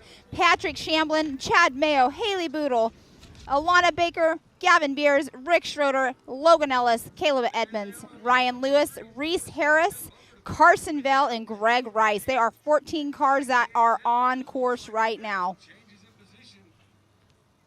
So they're pretty much all nose to tail right now, stretching out a little bit, getting the feel of the racetrack. Again, this place has changed since the heat race. Yes, it has. I went out here earlier this afternoon, I should say this morning. A little bit more drier, but look at the speeds that these guys are ready to pull out. Our leader, man, oh man, yeah, did that just right. If these guys can go fast enough where they can clear that tabletop and land in the downslope and not like too early, they'll kind of bounce off of it. Exactly, and you definitely don't want to, I call it a donkey kick. You definitely don't want that donkey kick because that would hurt. Definitely would hurt. It hurts you, hurts the car. That's where you really want to make sure you have your suspension is set up and it's all set up key. Oh, man, my wife is watching. Holy crap. Oh, hi, Jennifer. She's supposed to be on a cruise ship right now. Well, the cruise ship probably has some kind of Wi-Fi. Off the coast of Mexico. I'm not exactly sure when she tuned in because it kind of fades off and disappears like that. So she might not be watching now, but I'm okay with that. There's a good shot of the hill. We're at the very top of the hill behind those buildings. We got Kimberly saying, Avery, to put the pedal to the metal. And Sandra Armstrong says that she's watching. Okay, I want everyone. We're going to do it again. We're not going to announce or call you out until you tell us where you're tuned in from. That includes your wife. That includes my wife. I want to know where you're at. I can't have my husband do that because he's here. There's an app on my cell phone. If her phone is on, I know exactly where she's at. That's via creeper GPS. status. I got to show you that later. That's creeper status. Well, I'm just kidding. She creeps me out because I could be driving and she knows how fast I'm going and where I'm at, what direction I'm going in. Huh. Okay, so between 1 and 2, there is already a 2.35 second lead. Oh, and there we have a little update of Aaron Cuevas in that number 1 position. Man, it's just jumping all around because the cars are all over the race course already. Yeah, one car is slowing. I can't tell if it's actually coming to a stop or just, we have one car back in the pack that just pulled off the track and appears to be done. So unfortunate. I mean, you put so much hard work into your race cars, and then to have something happen, it's so frustrating for everybody. I've got a little bit of experience in that area as well because I remember spending a ton of money on a trophy cart body. Oh, beautiful black lacquer like this thick. Yeah, to make it hold together. Super shiny. No, it was super shiny like that thick. I had K1 Speed as a sponsor. I had huge K1 stickers on the side. Made it really look nice. Different body than anybody else was running. Different style body, completely different. Made everybody look, right? K1 was there. So here I am debating. Do I put the body on for practice or I keep it off and save it for the race? And this was at Pomona when we dug a hole in the parking lot. I don't know if you remember anything about that. At the Off-Road Expo, right? No. I don't remember then. This was a couple years ago. We dug a hole in the parking lot at Pomona right off the side of the drag strip the size of a football field. Oh. And then spread the dirt around, and we ran on pavement and dirt and then jumped in the hole. Well, anyways, he goes out for practice with the body on. So they gave us good money. I want that people to see that logo as much as possible. So he's out there. The car looks unbelievable. So he jumps down into the hole, disappears for a second, One car comes jumping out. Another car comes jumping out. He never comes out. Uh-oh. Never comes out. Never comes out. Next thing you know, he's walking out. Oh, no. It was a beautiful thing. That is not good.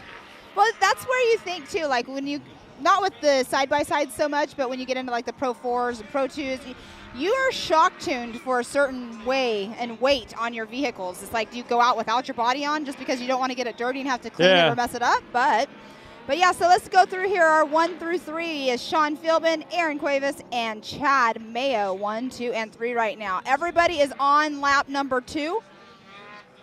So it looks like we got Penny from Bristow, Oklahoma's checked in, as well as Natalie Robinson from Topeka, Kansas. So that's what we like to see. That's cool. I like that. And my wife has yet to check in from a Disney cruise off the coast of Mexico. Where did she go? They would to like from San Diego, Ensenada? just for like 3 nights. Yeah, down in Ensenada and back kind of thing. And they're just out there treating my 9-year-old granddaughter to her birthday cruise. Oh, fun. Yeah. Fun. Well, they're all wearing ears. And I'm not a cruise person. I'm good. If I'd go on another one, but if I never go on another one, I'm okay too. I've never been on one, and I don't. But if I go on one, I'm telling you, the daiquiris are damn good on the cruise. But the race is really heating up here up front. Yeah. Yeah, we have our top guys over here battling out, getting ready to go by the Raceline Mills Arch. Rigid Industries, our 360 wraps, Nitto. Gavin Beers should be the car running up front, coming around the corner right in front of the crowd. We got a great battle for second place. They're side by side down the stretch, right in front of the crowd. Oh, We disappear on our sight just for a second. Oh, man. that is a good race going on right there. 1, 2, and that was that 1 through 4 right there. Yeah. So that's Sean Philbin, Aaron Cuevas, Chad Mayo, Patrick Shamblin. 1, 2, 3, and 4 battling it out. Now on lap number 3, look at 4th and 5th, nearly side by side, rubbing tires. Now that's 5 and 6 right there. So that is also Haley Boodle and Lana Baker. So The ladies are battling hacking. it out. Just watch for the pink roll cage and the pink shocks. Now I think they're both in the women's class that's coming up later. Well, good luck I'm saving the pretty car sure. for that. Man, our top 3 cars are just pulling away from everybody. Well, look, that's 7, 8, and 9 right there that are battling it out as well. It's fun to race, it's fun to win, it's fun to like be out in front and everything, but battling somebody, I mean, sometimes it's not so fun to be such in a lead that you're not racing somebody, hardcore racing somebody. Yeah. You know what I mean? But these guys, they're all like, they have to stay on their toes right now. One little mistake will cost them their position. Well, the faster they go, it's a weird visual because the faster they go, they can be further apart but still be closer Right. in time. So if you falter, if you're going 200 miles an hour and you're running up front and you're 2 seconds back in second, you're not that far apart. Right. Yeah, they are running. Man, look at the Back speeds slap. down that backstretch. Not quite clearing the tabletop. That was perfect right there. That was our a third place very car. good. Third That's place, how that you is do it. Sean Philbin. Yeah, Sean nailed that one. Absolutely perfect. A lot of change-up has happened. But it takes Johnny Greaves would say it takes a big set of brass ones to go full send off a tabletop, not knowing what's on the other end, on the other side, and you just most of the time you have no idea how you're going to land. Yeah. And just to commit that much lap after lap after lap, it's got to really screw with your heart. I think your heartbeat. I think we saw that earlier from Tyler. And his spotter was CJ. Yeah. Dude, you okay? We were all worried about that one. Well, there's a little action now going on for first and second, third, fourth, and fifth. Actually, no, third and fourth. The fifth car appears to be slow traffic. Yeah, that one is definitely lap traffic. I believe that's number 19 or 14 of Gavin Beers. That's where you think, okay, so Gavin Beers is out there. Obviously, it looks like he's having some issues, but he's just out there right now because you want to keep running to keep those points. Yeah, You know? he's looking big picture. It's only round 1. Yeah, looking big picture. Round and one. they're all chasing $375,000 in total purse. Exactly. Are you kidding me? Exactly. Speaking of the rounds, we have round 1 this weekend. Our next round, round 2 of the side-by-side championship series, will be April 30th. Then we have round 3, May 28th and 29th, which is Memorial Day weekend. Then round 4 is June 18th. Round 5 is the week of Visions, which is July 13th through the 17th. Round 6, September 3rd and 4th, which is Labor Day weekend. Round 7, which is our October 1st. And then we'll have the Legends race on round 8 on Halloween weekend, October 29th. It will be the championship finals. Tell you, the battle up front still going on. Probably 2 cars separate. We've been talking second separation Look here at and them, there. look. Now, yeah, exactly. Oh, he's Pulling gonna up to the get past. inside. He's now got the advantage. That is Sean Philbin and Greg Rice. Philbin. Rice checks up. Philbin will go to the inside. And now it looks like it's going to be a cross under into the next turn. Look at them. Yeah. There he goes. Philbin appears to have the lead at this point as they go by. Yes, he does. About 4 car lengths. Actually, yes, he does, for sure. They just got the white flag. Yep. Oh, the checkered flag. That was a checkered flag just now. 4 laps? They 5 did laps. 5 laps. Wow, that went so quick. So Aaron Cuevas, Sean Philbin, and Elena Baker. Wow. Talk about that. No. Okay, that's our fault. I didn't realize that was the last lap. I thought they were coming to the white. But here's the thing. That pass was timed perfectly. Yes, it was. We talk about how you have to plan the pass ahead of time here, like 3-4 corners before you get there, and it takes you 2 laps or so to get it figured out and timed right. That was perfectly done. And the other thing, too, is if you're behind somebody and you know that you can get them, you sit there and you study where they're taking that turn. Yeah. You study it. And where they're faster than you. Exactly. So they can't come back on you. Exactly. Man, that was probably the best race of the day so far. So far. Yeah, I agree. What's the next race we got coming up? The next race will be the amateur NA class. We have, and they're already at the line ready to go. All right. Sounds like people are going straight to tech. We are running a little bit behind time that we planned on, but it's racing. It happens. I mean, well, we're starting to see a little bit of shadows.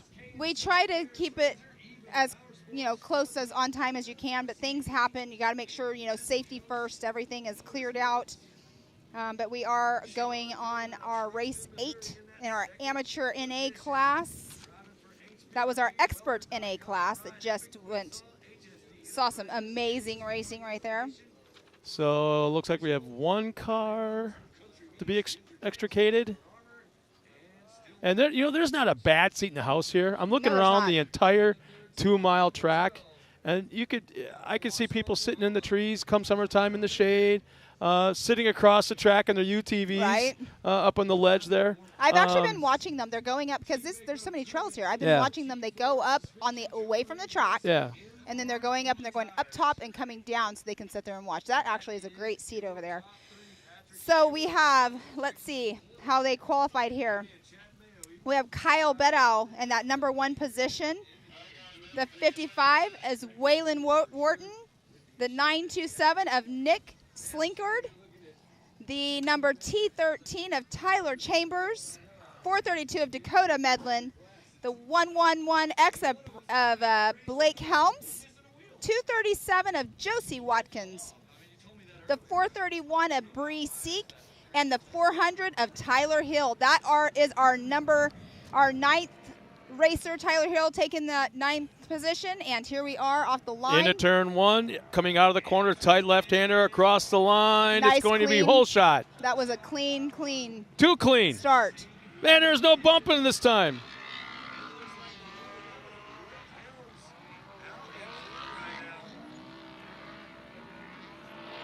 Did you happen to catch that number of the person who got the whole shot? I was trying.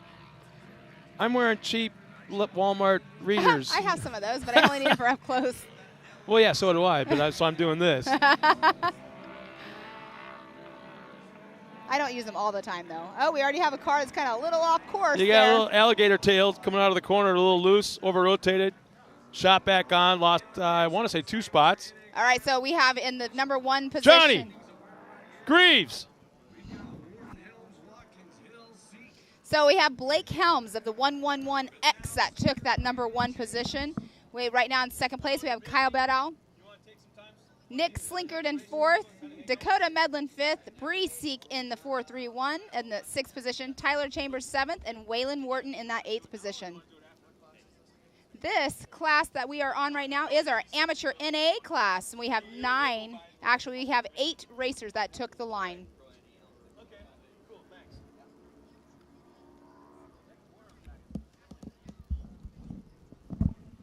Mr. Johnny Greaves, you just had a little short conversation with him. Yeah, he might be joining us right now, after. right? He might be joining us after the next race. Was it Pro NA? I think. Pro NA, I believe, is the class that we have that Tyler Rimreed is in. So he might be coming up with it to join us That's after gonna be that a one. good race. Yeah. So I think this good. one's going to be quick. This is gonna be There's very like no quick. incidents. There's nothing to slow anybody down. That was a very clean start. Yeah. So that is Blake Helms out front in the 111X that got that whole shot. Oh, wait, And 7.62 has fallen back looks to like second. Kyle Beddow, but that was Blake that got the whole shot for sure. I'm not sure why there are 2 scores for Kyle Beddow on the timing loop. If I remember right, that happened in the It heat did. race too. He might be running 2 transponders. Sometimes people do that because they want to make sure that. Fail safe. Well, and a lot of people own their own transponders, those orange MyLapse transponders. So I do know, like when we would race and we had them, some tracks were questionable if it was going to work at their track, even though it was the same one. So you'll run a second one. Yeah. So that could be a possibility. Definitely a race there between 3rd and 4th going on. Well, Yeah. you definitely hear the difference in the Yamaha versus the Polaris. Yeah. Wow. It's like hearing a 2-stroke and a 4-stroke. Just about, but a really Just not as irritating high 4-stroke. pitch. Yeah. Like that. What's that? In Dumb and Dumber in the van when they're what's the? I'm not even gonna make the noise when they're Yeah, driving to yeah. Colorado. Yeah, you know the scene. They have the guy sitting in the middle. Well, leader pulled out just a little bit. Now about a 10 car length lead. And both of those two are about 25 or so, 30. We'll say 3 seconds in front of third place. Yeah, there's a lot of new things going on here at Mid-America Off-Road, as well as the series.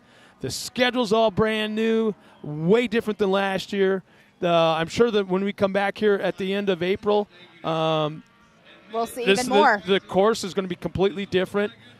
So many things are going on, and we're traveling the country. Yes, we We're are. all over. We'll be, you and I will be in Moab. Moab in April 2 1st. weeks. April 1st. April 1st?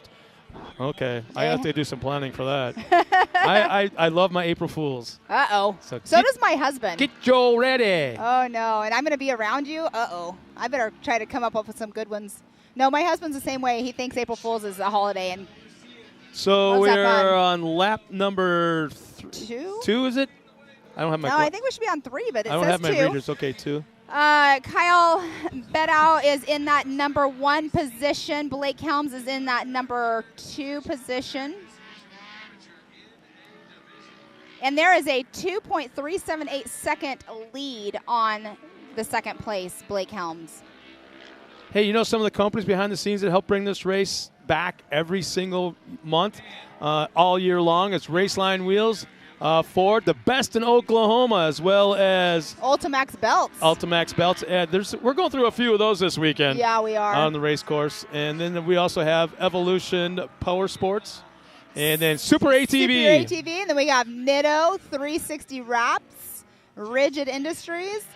And, a lot of great companies that do back Mid-America and these race series that they are putting on. They may there. not be here this weekend, a few of them, but I guarantee as the season goes on, they will be here full-blown. I talked to Damon more than a few times about coming up here from Rigid, and, he's all geeked out about it. He's got prior commitments. So much has happened to this series since a month ago. Right? You know, a month ago, this was completely different. Right. Well, and we have Ultra 4 is part of Mid-America. Mid-America Off-Road now. Ultra 4, without a doubt, the premier off-road desert race rock. I tell people, okay, you got your trophy trucks that go 140 miles an hour across the desert, and then you got your rock crawlers. Right. Yeah, smash them together That's a great real way of hard, putting it. inject them with a whole bunch of steroids, and there's your Ultra 4 4400 car. Exactly. That can climb rocks. It doesn't climb rocks. It blasts through them, blasts over them, blasts down them. There was an Ultra 4 car at the BMR yesterday. I cannot remember. Really? It was number 20. I can't remember the gentleman's name, but he was there at BMR yesterday, and he won the first round. Really? Yeah, well, I'm not surprised by that. He should win every single round. Yeah, it was pretty cool to see. But definitely the Ultra 4 cars are so much fun to watch because they can do the rocks, the desert, everything else. We were just here last weekend with the 918 Grand Prix, and a lot of You those should guys were see here. Lauren Healy out at the Mint 400 in Vegas last year, last week in the desert. I can imagine. That dude right there, he is definitely a driver for sure. He's going to be at Moab. We'll see him there. Lots of other drivers as well. He had a whole bunch of full commits that were calling it this last weekend. But we're going to be in Moab in 2 weeks, 2 weeks. Whatever, the 2 weeks. I think it's 2 weeks, yes. For Mid-America Off-Road's first Ultra 4 race. Yes. Yes. So we still have Kyle Beddow in that number 1 position, Blake Helms number 2, and Bree Seek in that 3rd position. Yeah, there's a big gap, first, second, and third right now. And those three have quite the distance between each one of them, but those three are also pulled away from everybody by a long shot. So what I thought was going to be a fast race but I expected a little bit more action amongst each other. But again, there's only 7 of them out there. We should be. Are they on lap 3? They're on lap 3 right now, yes. So they'll be coming around for the white, I think. Oh, next on time track by? is saying 6 cars. Okay, yes, they should be getting the white flag on the next lap around for sure. Out on course, we do have an Arcticat, we have Polaris, we have Yamaha, all the different. There's one manufacturer I've yet to see, and I'm being critical. I know what you're going to say, but I'm not going to say it. I'm not going to say it. I have no filter. I'm not ashamed. I'm just not going to say it. I'm not ashamed. Is it orange? I'm not. I plead. Can you even say if it's orange? I plead the 5th on everything. Oh, my God. I've seen it in person. Well, yeah, but a lot. Yeah, one car. One.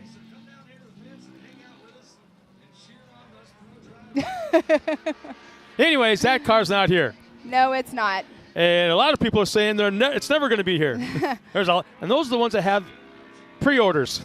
I know, a lot of pre-orders for sure. Oh, geez. Yeah, good guy, though. If you know, you know. So the white flag is out. Kyle Beddow took that white flag. Well, guess what? That big gap that was between first and second last lap, it's no longer there. Here's that crazy, weird dynamic again. Right. What is it? So Blake Helms was out front for a while, and then Kyle has been out front there the whole rest of the race. But, yeah, they're neck and neck again. So it appears that our leader is quicker in the tight areas where it's quick left, quick right, dog legs, and that kind of thing. But the second place, Polaris, appears to be faster in the straightaways. And that is with a the top RS1. speed. Yeah. I could be wrong, but that's just the appearance that I'm getting. And that number 1 car is the Arcticat. So, like, Arcticat, the way those are built, they're just kind of similar to, like, Can-Ams are similar, like, the lower center of gravity. Which so is you a have Robbie Gordon design. Yeah, exactly. So when you go into these corners, the lower center of gravity, of course, is better. The RS1 it feels like it's a little more top-heavy and tippy, so they might have to check up just a little bit more, and it all depends on how the driver does as well. Well, our leader pulled away a little bit, as I was saying, that he was a little quicker through the ins and outs and dog legs and hairpins. Did you see that jump just now? Yeah. But that's that area where if you take the inside, you have to set yourself up perfectly for it, or you can use the bank and use the bank as like a Now watch the turn. shocks of our leader when he lands. A lot of bouncing going on. Well, not that time. Not that time. It looks like his shocks aren't working quite like they were. He almost sounds like a Yamaha too. Yeah. But it's not.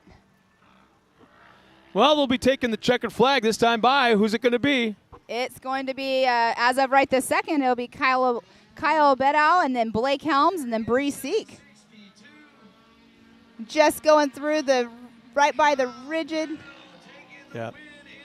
rigid Nitto 360 wraps raceline arch.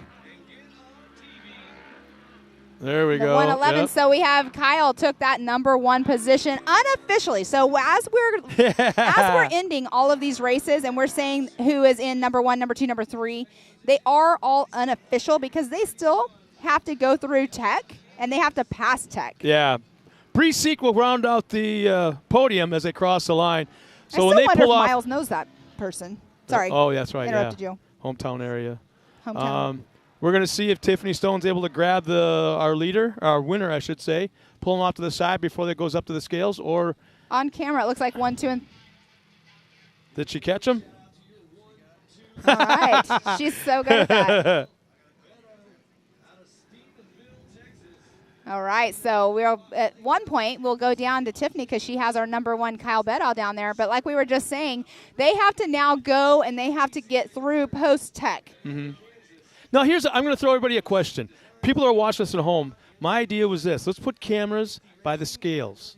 Let's put cameras in the little tech building. You want to see who's sweating when they go through, right? Yeah, I'd love to see these guys pull up the scale, make sure they clear it, and then they pull off into the tech area. So, you know what? You know where I'm going with this. I know Let's where take you're it going. down trackside. Let's go around to Tiffany Stone one more time and meet our winner. All right, Kyle. First and foremost, it's so crazy to see an Arctic Cat at the top of the box over here. Conditions are pristine, sun setting, the dust is here, but the wind is up. Blue Groove coming in just a little bit, and I wasn't expecting it. Walk us through what you saw for this race. For this race, there were some drastic changes in the track. Hopefully everybody prepared for it. Suspension, different tires, PSI, all that stuff. But the track is still feeling good. One of my favorite tracks by far, and everything went great today.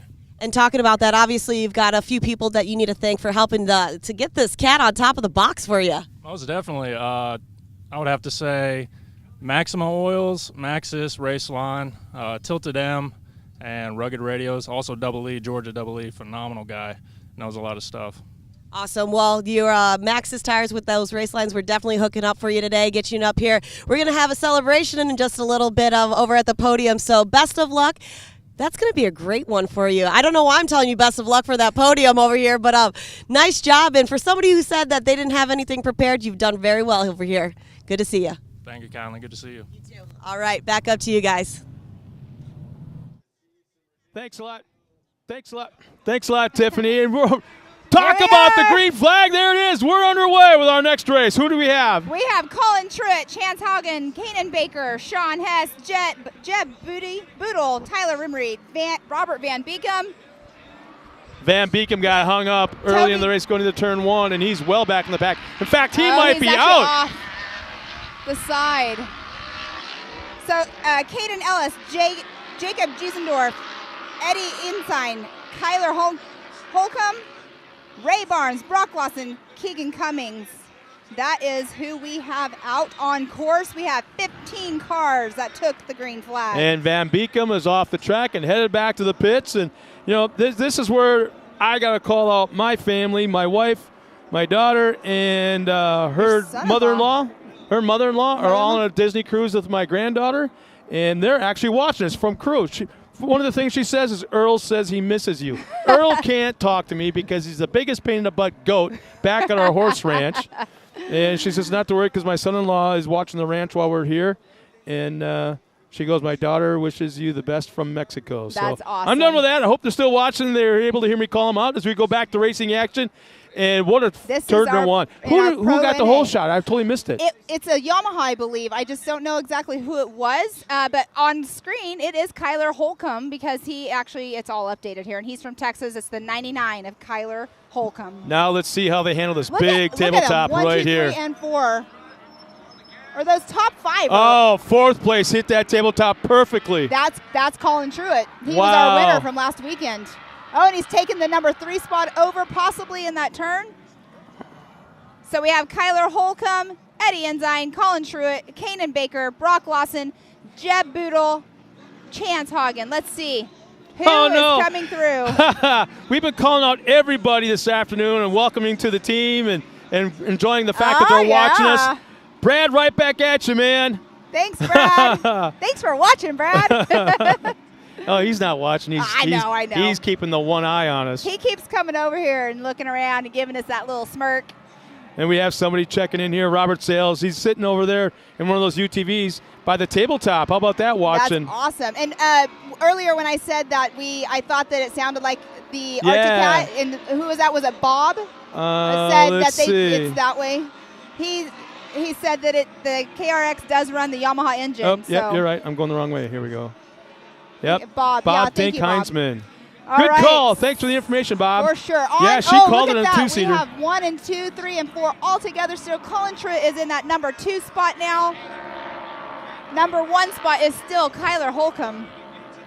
Man, this is some tight racing here. This is going to be good because I can tell you what, things will be different. Things will be a little bit more improved as every single round of racing we bring here. I can guarantee you we'll have cameras all the way down that section.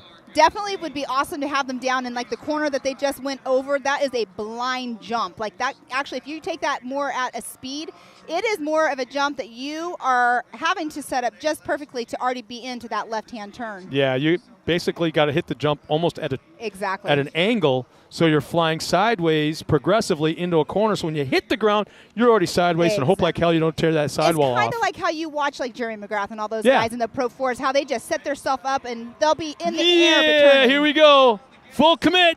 Oh, yeah. I right. love that. We definitely have Look to at get this, 1 through 4 is distance signs right there. Oh, they should have a longest jump award. Desert Racing, when you race at, they have that at Laughlin used to have it, yes. Oh, Colin Truitt just took over the number 1 spot from Kyler Holmes. Can he hold it? Can he hold it? He is out front.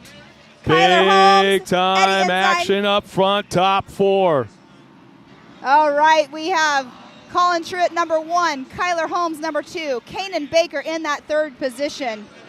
Have to check up, made a move to the inside, outbreak, coming down the hill. That's a huge steep decline going into that right-hand turn. Definitely very, very steep, and it's off camber. Yeah, we have a pass for second, but will there be a crossover going to that left-hand hairpin turn?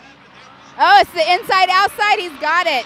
So our person that was in number 1 position, Kyler Holcomb, is now in 4th position within 1 turn.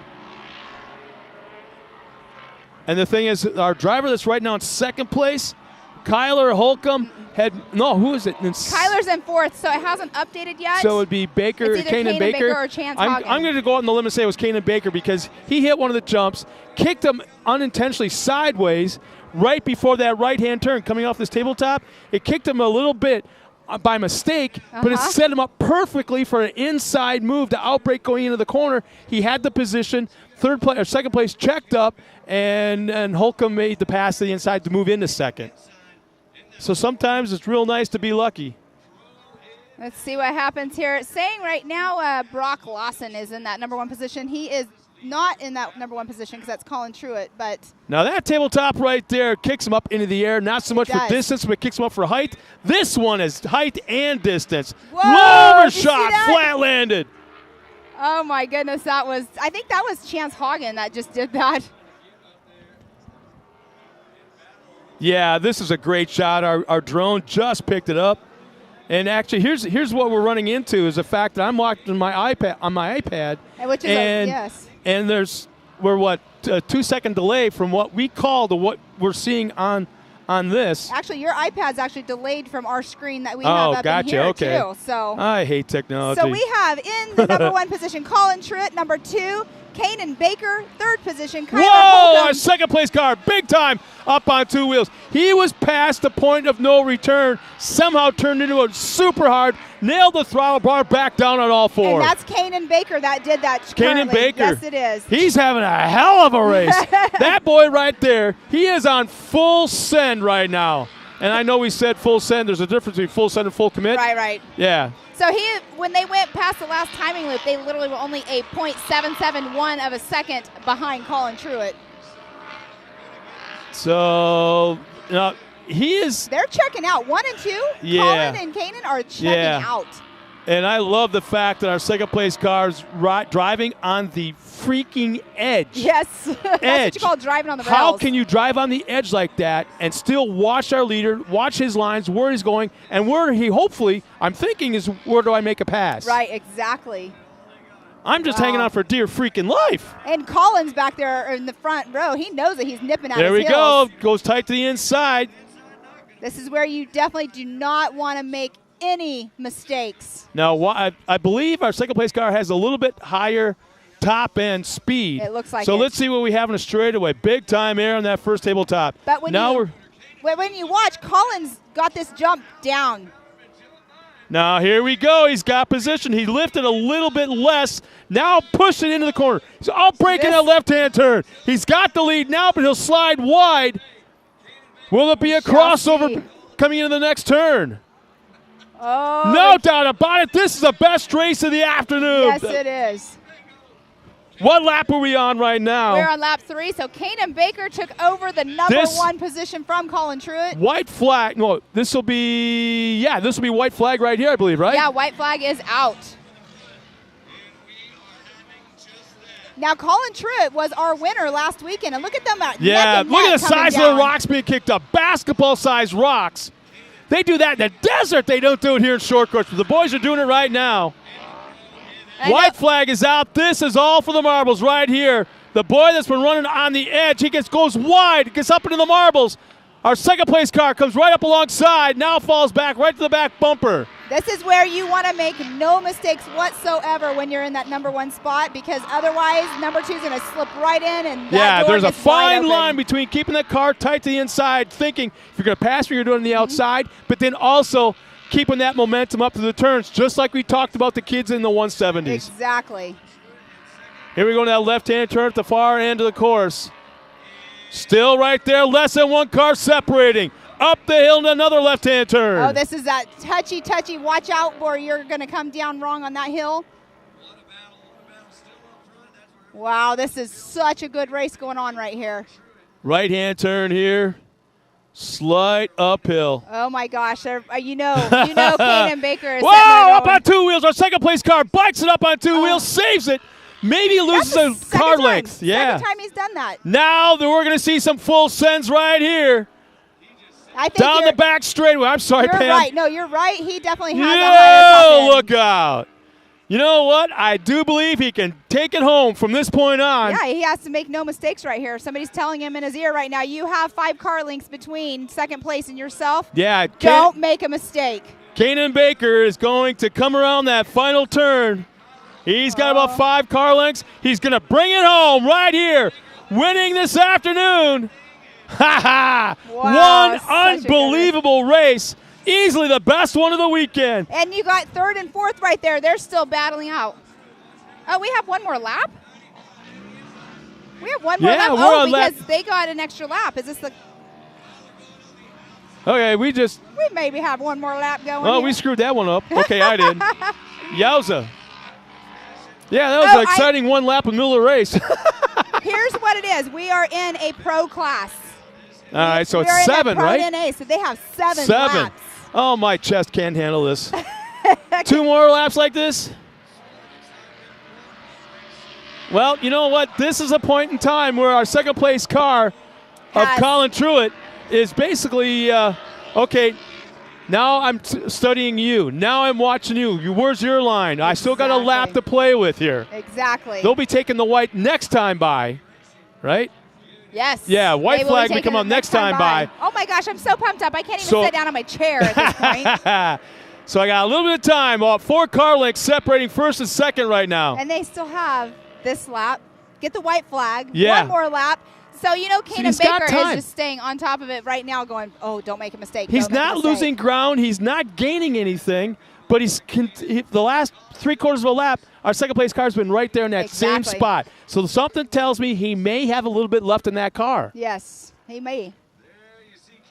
Yeah, Kanan has been on the edge from the drop of the green. He's been hardcore sending it, no doubt about it. That was a perfect land. Yeah, exactly. So once the white flag comes out, then we're going to start to see. I'm thinking we're going to see something. So our third and Our third and fourth positions have actually spread out quite a bit, but look at fifth. Okay, so fifth, sixth, seventh position. Our fourth position has dropped back quite a bit. So it's not just a race up here for the front. We have a race going on back here in the middle of the pack as well. So Kanan Baker still has the top spot. And I'm looking at lap times. Oh, we almost got the 2 minute mark. We were talking about all day long. Colin Truitt has the fastest lap of the race. Actually, the fastest lap of the day. Yes. Yeah. The lap of the day in 2 minutes flat. We were wondering if we're going to see anybody break that 2 minute mark, and it's very, very close. So our top 6 right now, we have Kanan Baker in that number 1 position, Colin Truitt number 2, Kyler Holcomb in that 3rd position, Chance Hagen 4th, Tyler Rimreed in 5th position, Jacob Giesendorf in that 6th position as well. And then Sean Hess, 7th. Ray Barnes is in that 8th position, and those are the 8 cars that are on their 6th lap. They all just got the white flag. Looking back up front, still the same gap between 1st and 2nd, but right now it's got to happen now. It's pretty consistent. He's got to go. He's just waiting. He's waiting for him to make a mistake. Well, he's going to be waiting for a while then because I don't see it happening, and he's got to make something happen. They're both very consistent. They haven't made any – well, actually, I mean, Kyler They both Holcomb have been up on 2 wheels. Exactly. They both have biked it at one time in this race. That's where their experience definitely comes in. Oh, the gap is shrinking. The gap has shrunk in the last 300-400 yards. Here we go. Nice air on that first tabletop. Here we go to the second one. Not a whole lot of lifting here. Nice job off the big tabletop into the left-hand turn. Here we go. What's going to happen? Oh, that was so close. Here we go. He's holding on to it. Colin Truitt. You know, the race. Tyler. Oh, look how close he got to him just now off of the race line arch jump. Coming around the corner. It's not going to happen. 3 cars separating. That was a close finish, though, from what they've been doing. Our winner crosses the line. Kanan Baker will take the top spot, and he does it. We were wondering if someone was going to do it. Colin Truitt crosses the line in 2nd, but he broke the 2 minute mark with a 1:59.5. Our first and only driver to break 2 minutes out here in Mid-America Off-Road. And right now we had a nice battle going on between 3rd, 4th, 5th, and 6th. It was Kyler Holcomb, Chance Hagen, Jacob Giesendorf, and Sean Hess just came across the line all together almost at the same time. That was quite a race. Well, the rest of the boys better step it up because that's the best one of the day, no doubt about it. It wasn't just – here's the thing. It wasn't just about the racing action between the two of them. It's individually they put on one hell of a show. Individually. Exactly. So that was our race 9 of our Pro NA class. Next up is going to be our Vet 40 Plus Turbo and our Vet 40 Plus NA class.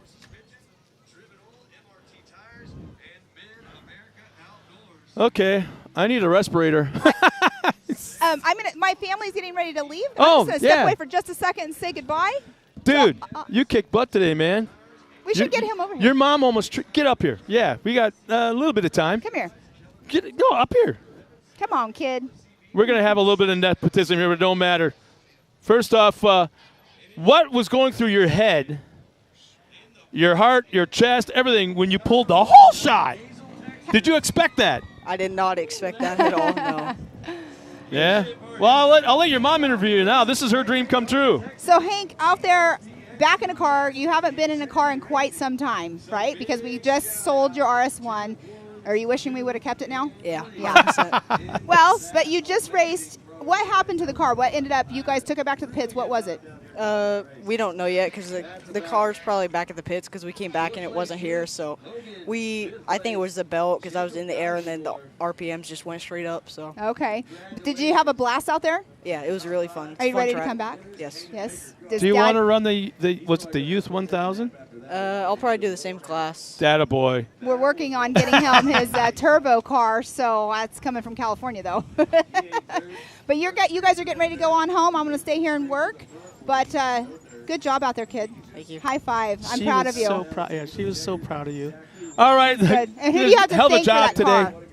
Who do you have to thank? Mitch and Stephanie Truitt. Yes, there you go. All right. All right, let's go on trackside now to Tiffany Stone, who has our winner.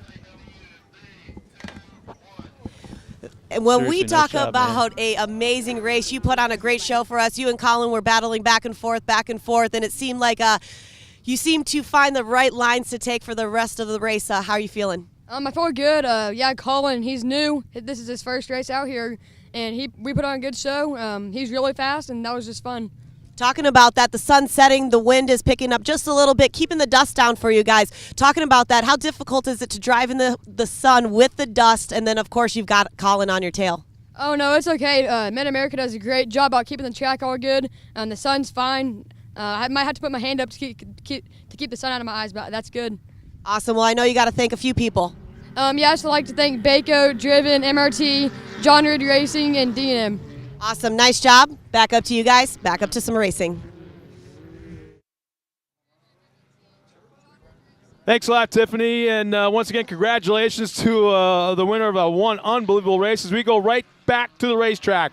It is, let's see, Vet 40 NA and Vet 40 Plus Turbo. So we have in the turbo class, we've got pipes, rusty pipes in the 47, the 3P of Thornton, the 39 of Murphy, the 900 of Steven, and the 84 of Ellis. In the NA, we've got Mayo in the 401, Lackey in the 04, Sides in the 112, Remmer Reed in the 95, Johnson the 27, Bucafusco in the 901, Schroeder in the 978, and the 700 of Hill.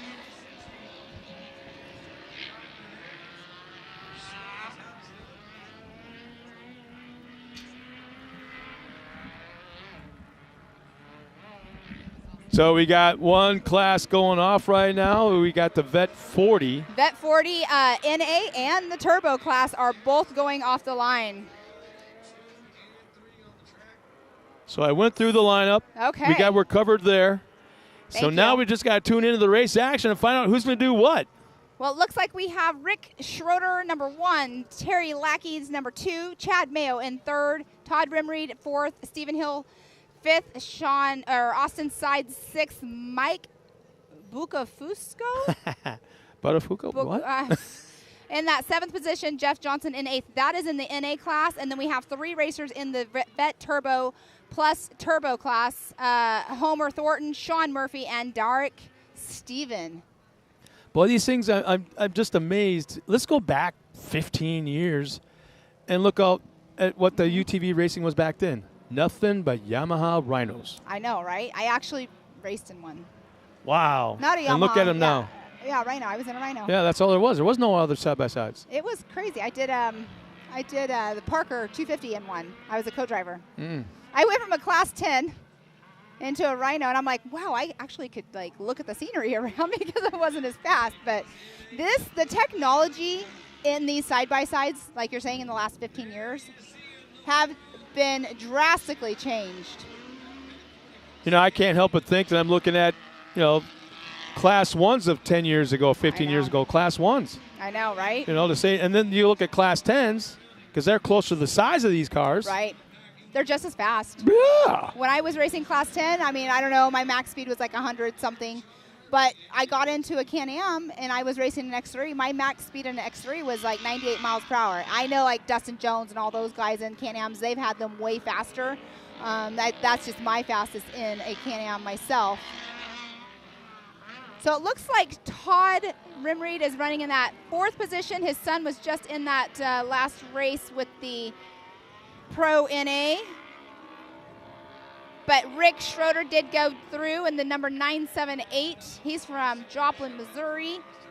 In his Yamaha, Chad Mayo was 16.89 seconds behind. But now it's saying Chad Mayo is up there in that number 1 position.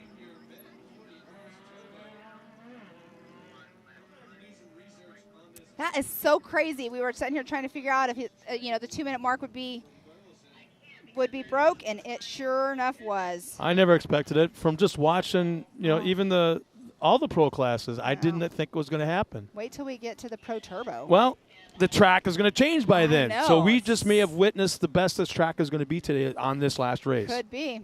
Definitely could be for sure.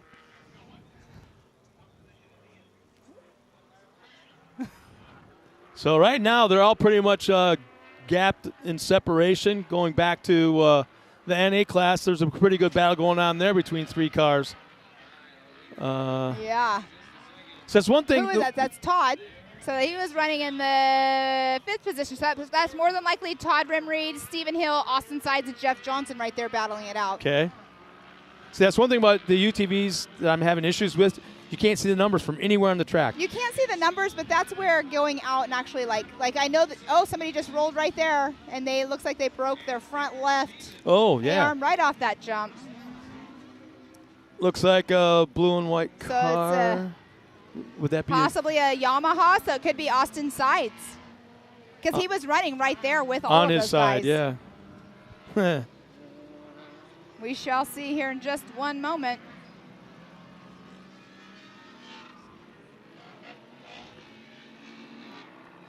That must have been because he's not clicking, and he was with all of those guys. But he's on that downside, so they're going to right him, get him pulled off the track. Yellow flag will be out. See, now this is where we see the track crew and what kind of necessity that they provide. The first flagger will stand in the middle of the course, forcing everybody. It looks like, is he going to push him to the right or the left outside that concrete barrier? I'm not sure. Well, they'll definitely have to flag before that. It's not really a jump right there, but it is a nice little turn when they do get a little bit of air. So what they'll more than likely do So I see we got one 4-seater UTV way down in front of that tabletop. And it looks like he's jumping on with a yellow flag. Then we have a gentleman on top of the tabletop. So what my question is, are they going to force him to go to the outside of that retaining wall and around the outside away from, or real tight to the inside? It's hard to tell. You can see them right there. They're going to start flagging down.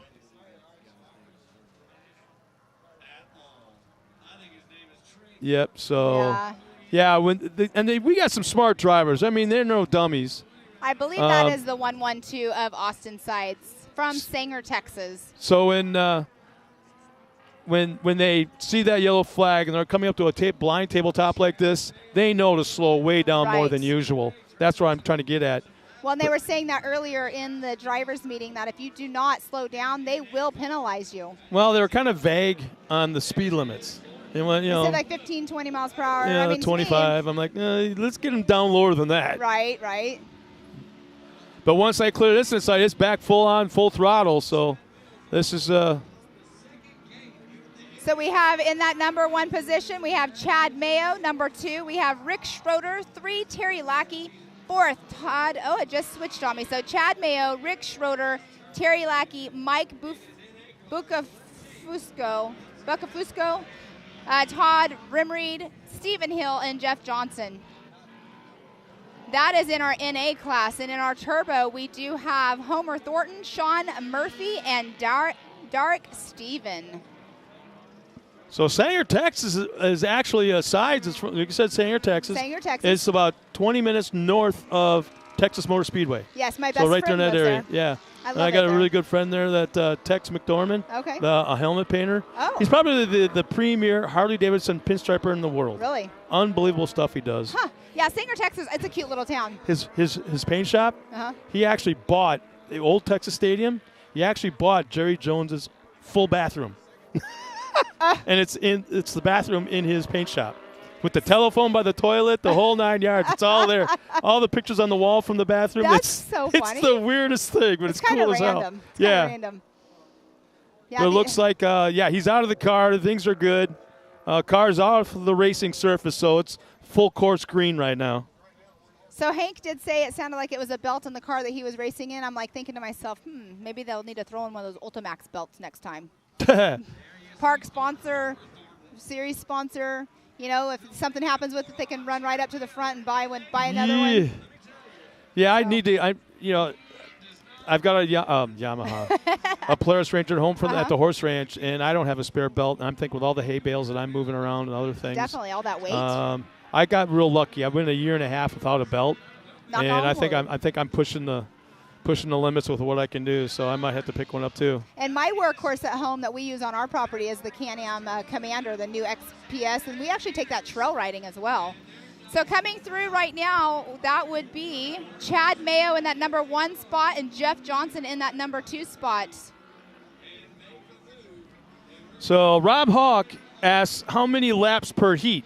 We are way past the heats. I think it was 4 laps for the classes we're seeing right now in the heat race. But right now with this one, it's not 7. I thought it was the pro classes were 7. Pro classes are 7. These are 5. And this will be these are the mains. So they should have got the white flag just now. Yep. I want to thank you for your question. That's I really appreciate it. So Kimberly Thomas Smith, I hate to tell you, but your buddy ended up crashing out. He's okay. Car's been pulled off to the side, but he got out and walked away. Yeah, something broke on the front left of that. The tire, when he crashed, it was definitely dangling like it was on just a string. So when he landed, something snapped, and all of a sudden it was kind of swapping around in the wind. And it happens. The tire points left when he's going right, and woo, over he goes. So unfortunately, that is called racing. Yeah. Racing happens. Plus, so we're on the course, girl. What do we say with Chip McLaughlin? Chip happens? Yeah. Yes, we can do a new hashtag of racing happens. So what we got going on course? We have. I just went through the top 5. We'll go through the top 5 of the NA. It's Rick Schroeder in the 40-plus NA class. Terry Lackey, number 2. Stephen Hill in that number 3 position. Mike Bucafusco, I'm sorry, I don't know how to say that name. I will find out that name as well. And then in 5th position is Chad Mayo. Everything just updated again, and it put Rick Schroeder in that 5th and Chad in that 4th position. I believe this is for the point right here, the lead, the top 2 cars. That would be Chad Mayo. That is the 401 of Chad Mayo for sure, and I believe that's the 04 of Terry Lackey as well. 401. That's Chad Mayo. Yeah, Chad Mayo. And Terry Lackey, I believe. So Terry Lackey has the point right now, even though our timing scoring is a little bit, hasn't updated yet. See what happens. So checkered flag. Checkered flag. Yeah, we missed that one. How many laps was that? Yes, they did throw the white one last one. Oh, okay. And then Homer Thornton. That might have been Homer Thornton that was right there with him just now, which would be scored separately. Let's see if that has Terry Lackey. Yes, so Terry Lackey. So Chad Mayo, Terry Lackey, Mike Bucafusco, Rick Schroeder, number 1, 2, 3, and 4 through on the Vet 40-plus NA class. And in the Turbo class, Homer Thornton, Sean Murphy, and Dark Steven. Now, when we do tell you guys these are 1, 2, 3, and 4, again, I'll reiterate it. It is not official results. They do have to go through post-tech to be cleared before they make all of these results official. So that's one thing you hate to see, not only as a fan, but mainly a driver. When your car comes off the track on a forklift, or I should say a Bobcat with forks. Yeah, that's never not fun. a good end of the day. 100%. That's kind of goes. You can take that picture, go ahead and frame it. Yeah. But you got your cool wall over here with all the pictures and trophies, and then you have a wall over here called the Wall of Shame. The Wall of Shame. That would be the big picture right there with the big shiny frame. And exactly. Yeah. Let's go trackside. Tiffany Stone has our winner. Trey, that was an amazing race. Good to see you out here. How are you feeling right now? Feeling pretty good. Sometimes, luck gets on your side. And talking about luck getting on your side, a lot of things got to come together. And you talk about luck, but we talk about preparation here. When preparation and luck meet together, you take that top spot. Yes, and like I said, got a lot of people that's on the backside of it that helps me out, good parts. Got to thank my boys over at Progressive Power Sports for hooking it all up. Well, you've done it here. We're going to have a huge celebration just a little bit at the podium and give you a few moments to get everything and see what's going on, but we'll see you over at the podium. Congratulations. Thank you. All right, and back up to you guys. Perfect. Thanks, Trey. Thank you. Why does it say Homer on here? Next up, and there we are. Next up, we are going into our Youth 1000 class. So we do have 7 drivers. Actually, I'm so sorry. We have 10 drivers that'll be out there. That was a very interesting class earlier. These kids actually they're amazing to watch. The Youth 1000 class, I believe the cutoff of the age is 15. But these are our up and coming. They're in the 1000s, and they will go into the higher classes next time. So next year they could possibly be going into the amateur. Once they get into that amateur class, then they have to work their way up from amateur, expert, up into the pro classes. So super excited for these kids to be out here racing. Are you excited to see them? I just want to let everybody know at home I wasn't letting them know they were number one. It was the guy behind the camera. I don't know if they saw it. I don't think we were on yeah, camera. I got called on it right away. Uh-oh. Hey, it great. was on the live feed? Oh. And I was thanks for the timing on that. doing my job of and talking. we're coming back to you. So we start talking. 7 seconds later, we're live. Well, hello. I've been talking to her. Hey, Brad, where are you going? No, get over here. Get up here. Get over here. Thumbs up. He did a hell of a job on his hair this morning. On his hair? He combed it and then put a hat on. Yeah, well, I don't know if he combed it or not. It's just the right amount of gel. I don't know. Just don't take the hat off now. But they there's the don't have cars up the helmet line. hair, hat hair. I got microphone hair. When I take this off, there's going to be like a goofy line across my hair right here. That's why I wear a hat.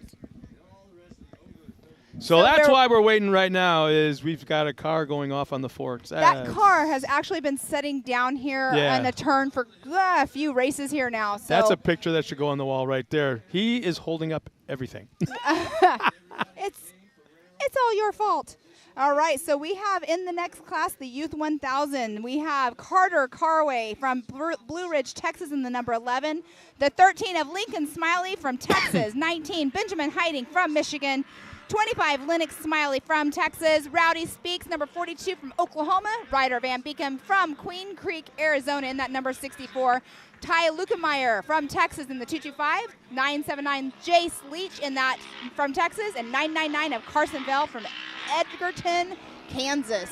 Well, who got that whole shot? Yeah, the black car with no numbers that I can see from here. It probably got black numbers and a black number plate, but I pulled the whole shot rather easily. Van Beekum in second right now in that red, white, and blue car.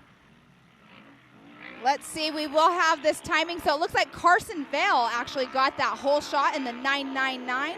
Like you said, Ryder Van Beekum is in that number 2 position. Then we have Benjamin Hiding, number 19 in 3rd. Jace Leach in 4th position. R.J. Tremblay, the 181 in that 5th position. Ty Lukenmeyer, 6th position. Lincoln Smiley in 7th. Carter Carway 8th. And Lennox Smiley in that 9th position. We are on race number 11. It's going by fast today. Too fast.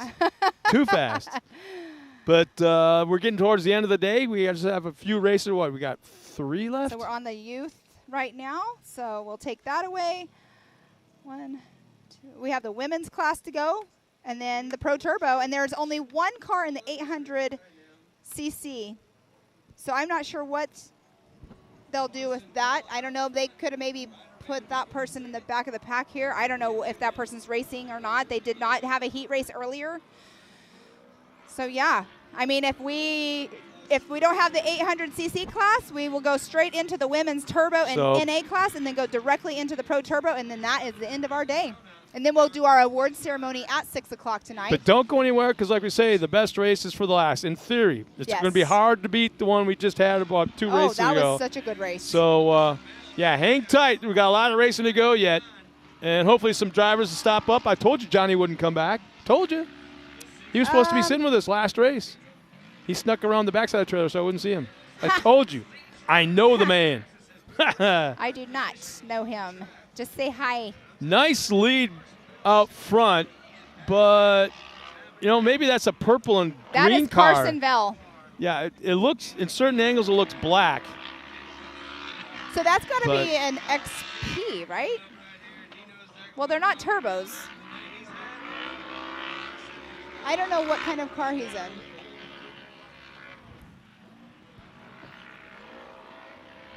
So Ryder Van Beekum in second place. I do know about his past. The other kids that are out here in the Youth 1000 class, I don't really know their backstories, but I do know that Ryder's one of the has started from the 170s, and he's been racing forever. His dad's been racing, forever. So You know, it's one of those things like you were saying earlier. The 170s are teaching them, right? Now you see Ryder out Yeah, here exactly. doing amazing in his RS1. So I got a question from Elizabeth Goodell. Julie Hill, did he?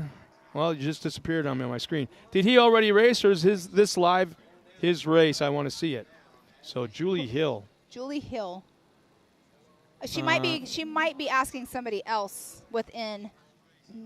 There might be a Julie Hill within. So and then we have someone. Yeah, she's responding to another person. We got Danielle Streeter Vale telling us Carson is in the Polaris RS1. That's a different looking chassis. He must have cut it here and there to. Which one? I'm sorry.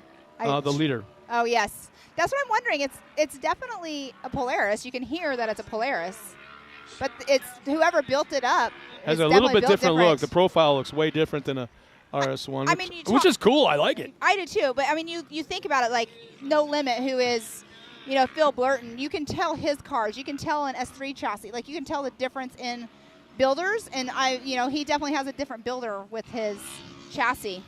So they're coming around to complete another lap.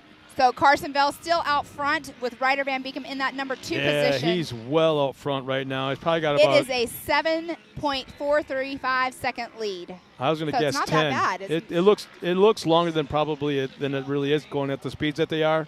Well, okay, so if you look at Ryder coming down that hill right now. He has a higher center of gravity. Yep. You look at the number 1 position, like we were talking earlier, Carson Bell. Whoa, something's with our leader. No. Pulling off the track. He stopped for a moment, pulls off into the marbles, and now back underway. It's like it slipped out of gear or something. That's interesting. I'm going to guess that's well, and he's back at full speed, but man, he lost a ton of ground.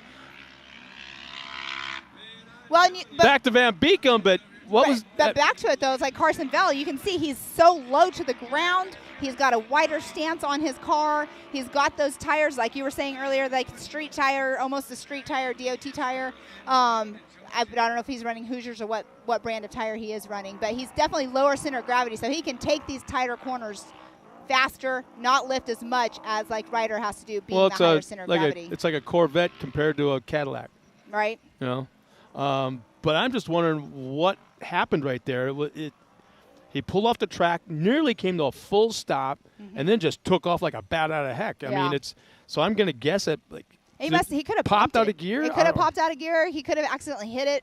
I mean, when you're in these turns and stuff, and the shifter is right next to you, so it could have been something where his arm just hit it. He's got him covered because he had a huge lead before, like you said, 7-8 seconds, and it fell back to about probably 4 car lengths, 4 or 5, and now it's back to, like you said, probably. I'm going to guess, to give you a visual, probably 20 car lengths, but yeah, he's pulling away. Definitely. Ryder's car, every time he goes off that jump, it kicks in the rear. They'll probably definitely do some kind of shock adjustment before they come back here for the next race for sure. But how cool would it be if they change up this short course every race so people don't get used to it?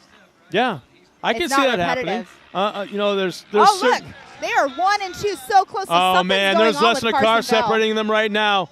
As they come in front of the crowd, past the start-finish line to complete another lap, there's about a car and a half separation between our leader and Van Beekem. Oh, it is a .520. Oh, my gosh. Oh, Van Beekem's got pulled up alongside of the inside up the hill. Oh, he has it, and there's an issue. There definitely is an issue with our former leader as Van Beekem makes the pass, goes down the hill, and the other car is sitting stopped at the top. Carson Bell. Man, he had the whole shot out there leading out front, had a sizable lead. And now he's off the side of the track. And there he goes again. So he must have something going on. The transmission maybe isn't aligned right, and that keeps popping out of gear.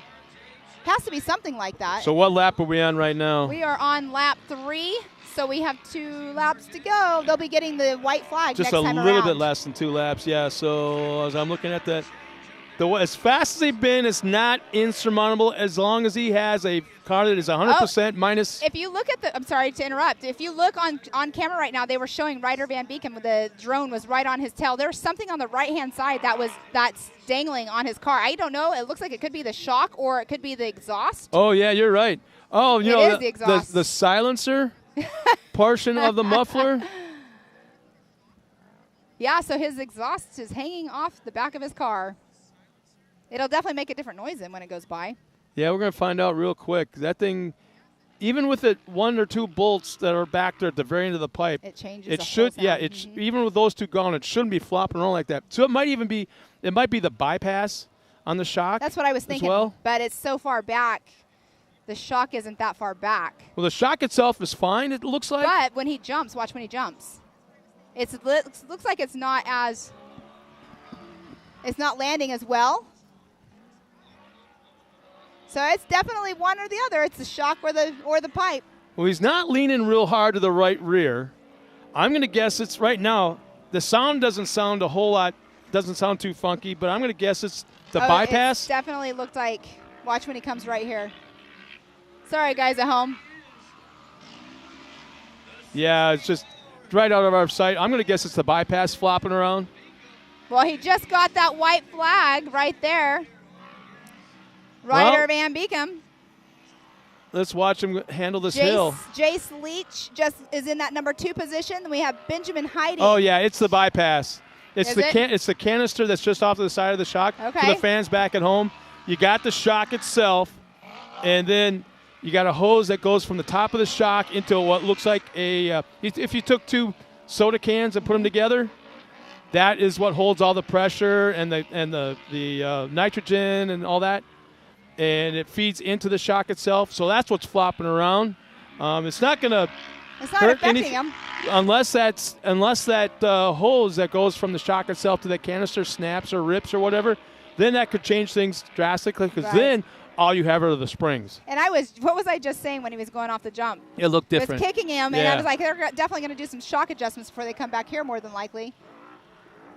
It's all about the way you, like, by the time you lift off the jump, too. It all depends on how you land as well. I mean, Dad was racing right off the start earlier. Something happened. He ended up off course. Now he's out. Now Ryder's out here in that number 1 position right now. Just took the white flag. He has a 15.826 second lead on Ty Lukenmeyer. So we'll see if he can hold on to that number 1 spot all the way through. Right now, he's looking really good to have that number 1 position. What I'm wondering is, flopping around pretty good, that canister. Can you hear it slamming back there, or is the motor loud enough where it kind of drowns that out? We have the nice He's drone not footage slowing right now. down at all. Definitely not. And you know what? Some people wear personal, like, custom-made earbuds. Yeah. When you have those in, you cannot hear any car noise whatsoever. I personally did not wear those kind because I wanted to hear what was going on with my car. But he's coming across right now the race line arch, and he's going to be taking that checkered flag. Sound like he was kind of slowing down right there. Yeah, he knows what he has. He Yeah. knows the lead he has, so he's not going to get anything goofy. And if the car got a shock issue on that corner, the last thing I'm going to do is pitch it hard sideways to the right. He ran a 2:12. Yeah. That was his lap time was 2:12. That's pretty good. Awesome. Tiffany's so good. She's down there like just trying to catch these because we want to get those emotions of those drivers when they come off course, especially the winners. So she's down there trying to chase them down, and she's doing an awesome job. Car 1 lost 3 seconds. Yeah, super exciting race for the kids right there. Yeah, we're being told that So Ryder Van Beekum, Yeah. number 1. Jace Leach, number 2. Benjamin Heiding in that 3rd position. RJ Tremblay in 5th. Ty Lukenmeyer 5th. Lincoln Smiley in that 6th position. Carter Carway in 7th. Carsonville 8th. And Lennox Smiley 9th. Now, again, these are all unofficial until we can make those official. We will be doing our final ceremony, award ceremony tonight at 6 o'clock. Yeah, we're being told that Carson is a long travel RS, one of the with a low cage. Okay. Yeah, Eli, great information. He's a little wider. we're being told Ryder's exhaust is falling off, when actually I still think it was his canister, because we weren't hearing a difference in the sound of the car. We weren't hearing any difference. Gotcha. All right, so Miss Tiffany Stone is down there with Mr. Ryder Van Beekum. Let's take it down to Tiffany on trackside. All right, Ryder. That was exciting. When we were chatting earlier, you said this was an amazing park, and obviously you found your groove. You found the right lines. Walk me through how you're feeling right now. Amazing. It's been quite a while since I've actually been on the podium. We've been having problems with this car, and it's just nice to be on the podium again. And talking about that, I was watching you from here and hitting that tabletop. You guys are just flying through it. You know, here at MOA, they've done tons of great things. They put a whoop section, they put a tabletop. You've got this nice turn up there. Overall, what's your favorite part so far about this park, besides, of course, taking that top spot? Probably the tabletops. You know, we have a ton of our ranch at home where we practice doing our racing. Well, talking about that, you've got to thank a few people. Who would you like to thank today? I would like to thank my mom and dad for letting me do this. Our people at their work, Kevin and Matt, who put this car together. I want to thank Extreme Machine, Polaris Razor, R&R Steel, Rob Muzzy, MRT, and Muscle Wheels. Awesome. Well, nice job. We got a big celebration happening later on today. And like you said, it's been a moment since you've taken that top spot, and you are well-deserved today for it. Your smile says everything. It's such a good one. We'll let you get back up there, okay? All right, and back up to you guys. And we're back once again. Thank you again, Tiffany Stone, as she's getting some of the coolest interviews from some of the most enthusiastic drivers. They may not show up. I'm telling you, they're busting a gut on the inside, having just won their race. We're going to step aside real quick one more time as we got some important words from our sponsors here at Mid-America Off-Road.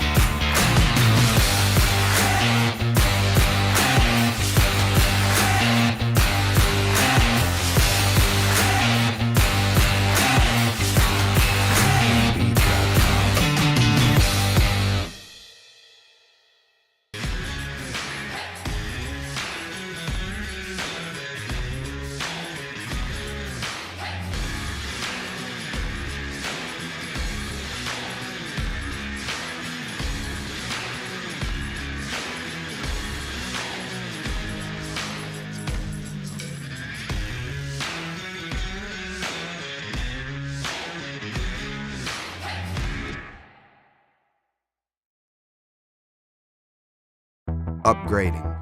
It's what we do. So upgrading is what we did. Introducing the IQ equipment lineup powered by HMF. Designed for the most adventurous side-by-sides in the world, IQ equipment has the strength to tackle the off-road head-on. Bolt-on American-manufactured steel. Engineered to increase strength, durability, and protection, so you're equipped to handle the most extreme performance.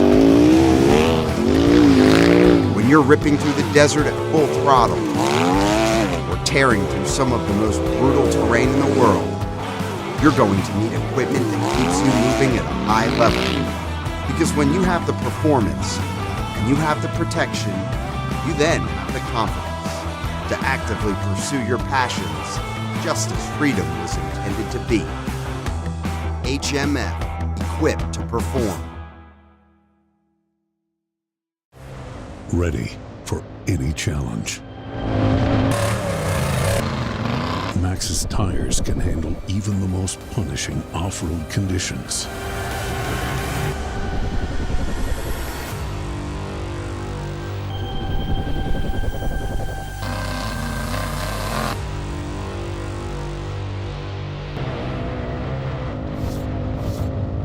Maxxis tires.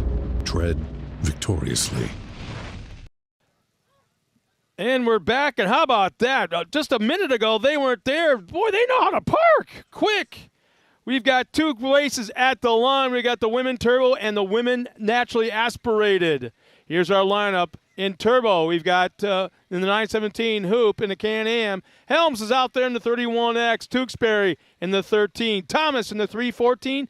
Vanover in the 6. In the 14 at Smith. 88 of Rowden. Mayo in the 519. And 44 is Nye. All right. We have Broker in the number 1 and the second row. And this is women NA. Boodle, yes, this is the women NA. We have Boodle, Rowden, Singleton, Garmin, Mulligan, Johnson, McGuire, Pagitzi, Seek, and Watkins. So this is another, look how large the women's class is. I love it. We have lots of them. Let's see, how many do we have? We have 20 cars going off the line for between our Turbo and our NA for the all women's class. They are off the line. That will be the Turbos off the line. Yeah, here we go, the whole shot. Who's it going to be? It's a Can-Am across the line. And let's check out a number. Or is that a Can-Am? That's a 910 or 917. I couldn't tell. That would be 917 of Hoop. Let me get my other papers out so I can get their first names as well. That would be Kendra Hoop is who that is. She is in a Can-Am. She is from Broken Arrow, Oklahoma. Here's our next start coming up. Who's going to pull this whole shot? Looks like it's going to be That's a Polaris. RS1. See if I can pick up a number. 431? 431? 431. That would be Seek is the last name. Wow, starting that 10th spot. Nice job there. Seek, that is Bree Seek. All right, so in the women's turbo class, in that number 1 spot, the 917 of Kendra Hoop. We have the second spot of 31X of Caitlin Helms. She's from Texas. Morgan Vanover, number 6 in that 3rd position. So we have a Can-Am Polaris, and then the rest of them are all Can-Am in the women's turbo class.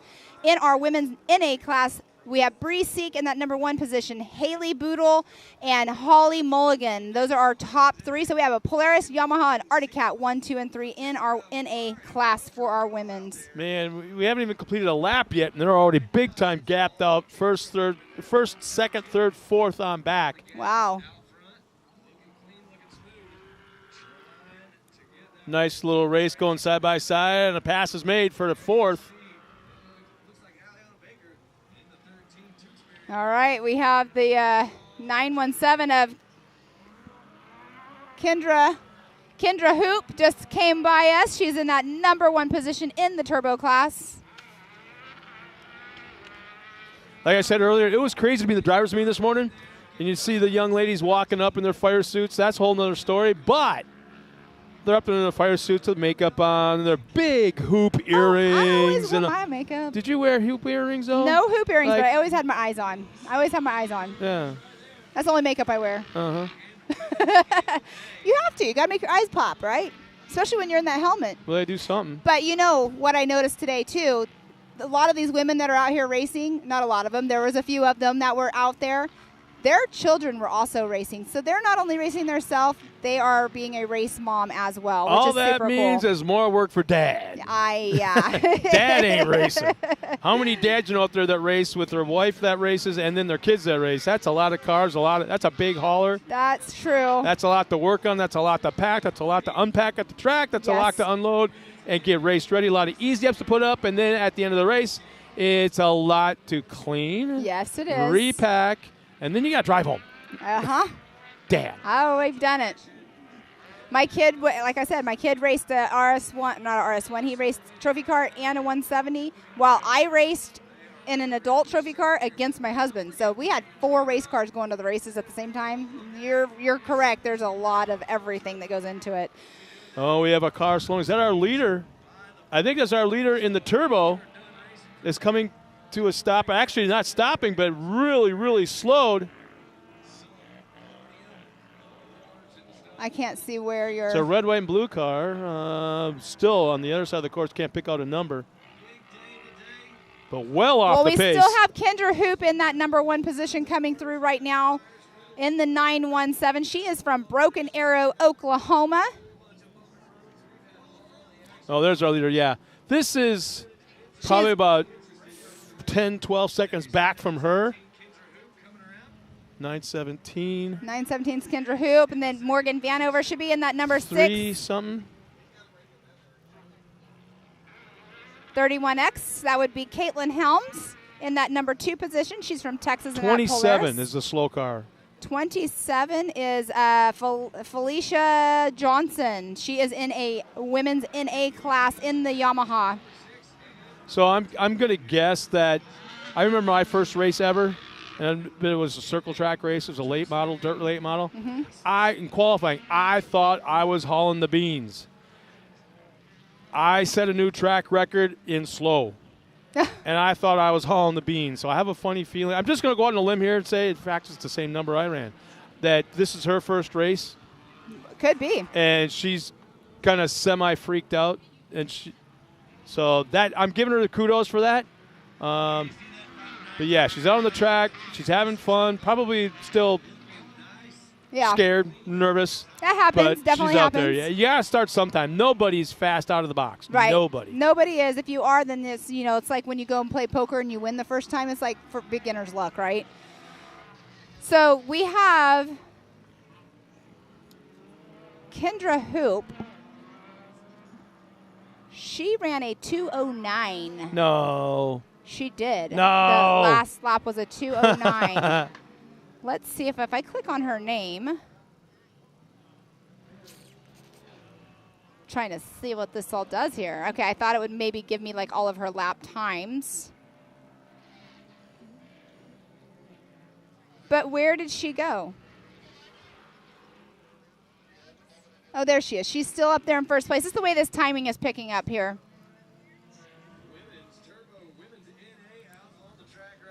This is definitely exciting for these ladies out here. The 917 coming through here of Kendra Hoop in that number 1 position. She's running a Can-Am.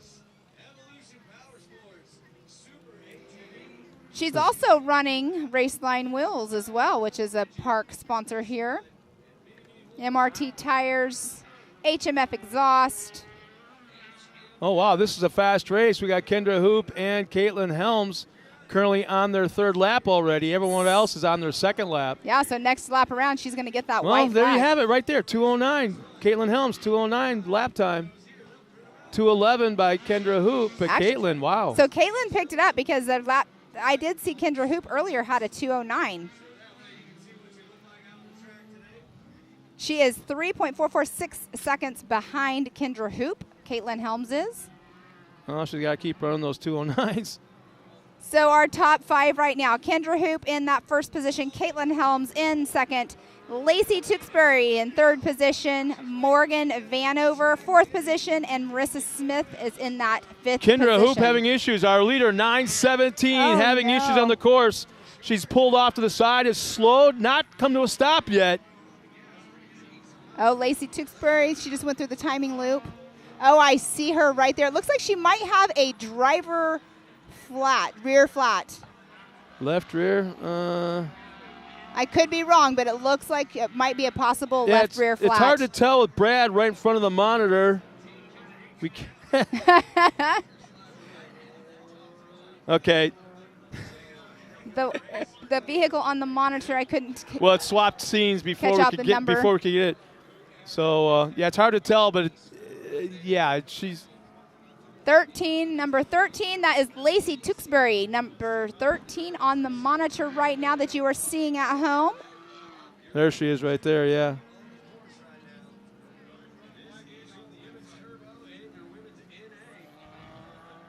Looks like that American flagged vehicle was also going super slow on course. Isn't that Kendra Hoop that we? So Caitlin Helms, 31X, is in that number 1 spot right now, and then Crystal Rowden in the number 88 and number 2. Lacey Tewksbury, number 13, is in that 3rd position. Morgan Vanover is in that 4th position. She drives the number 6 Can-Am. She's from Claremore, Oklahoma.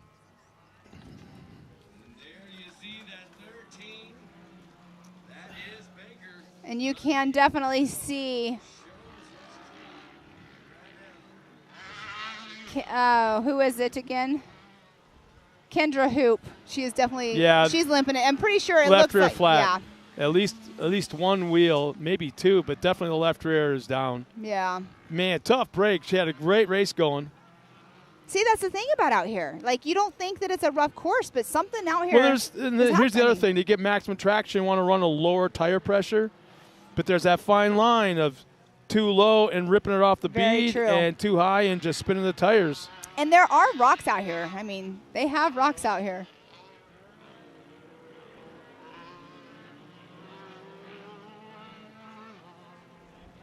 All right, in that number 1 position right now, we have Lacey Tewksbury in that number 13. Morgan Vanover, number 6 in that second position.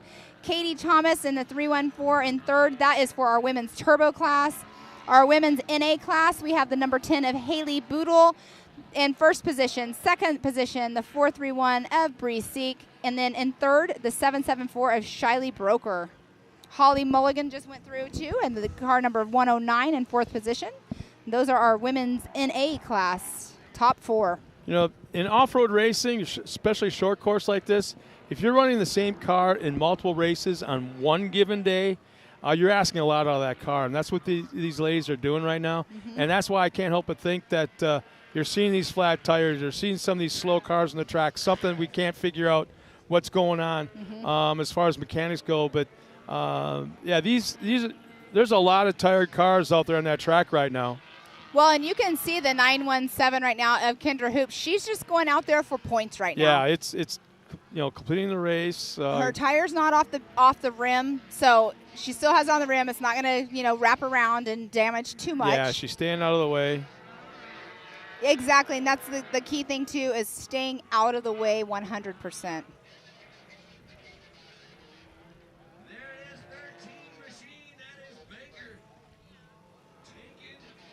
All right. Caitlin Helms, the 31X, just took that number 1 checkered flag. Lacey Tewksbury in that second position, checkered flag, number 13, from Colleyville, Texas, in the Can-Am. Let's see who comes into that number 3 position in the women's turbo. So the women's NA class, we just had Haley Boodle take that number 1 position.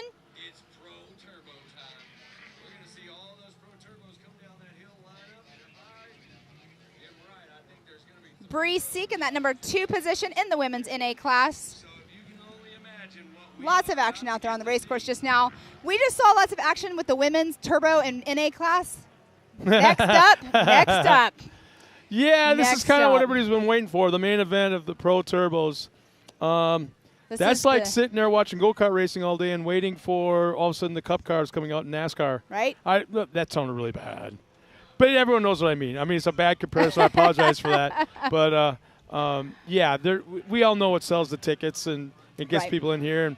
And, it's like you go to some of these short course races in the upper Midwest, Crandon or such.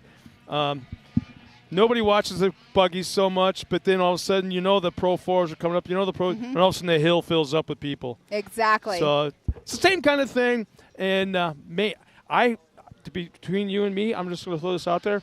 I hope they throw water down because it's going to be a very dusty start if not. Dust These bowl cars for sure. will tear it up. 100% agree with you on that one. I see some areas of blue groove, but not a lot. That's what's really interesting. This corner right here, just past the tabletop into the right-hand turn.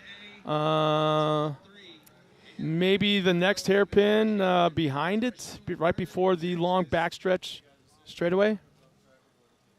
So, yeah, we got, 2-3 cars to go to clear the track. Nobody needs to be pulled off. They're all idling off. We have somebody right here in the back in an RS1 at the very, very rear. I have to give props to the 917 of Kendra Hoop, though. She's just out there right now just getting as many points as she can for finishing. She's had that right rear flat after having an astronomical lead on the course, and it just was unfortunate that she got that flat tire.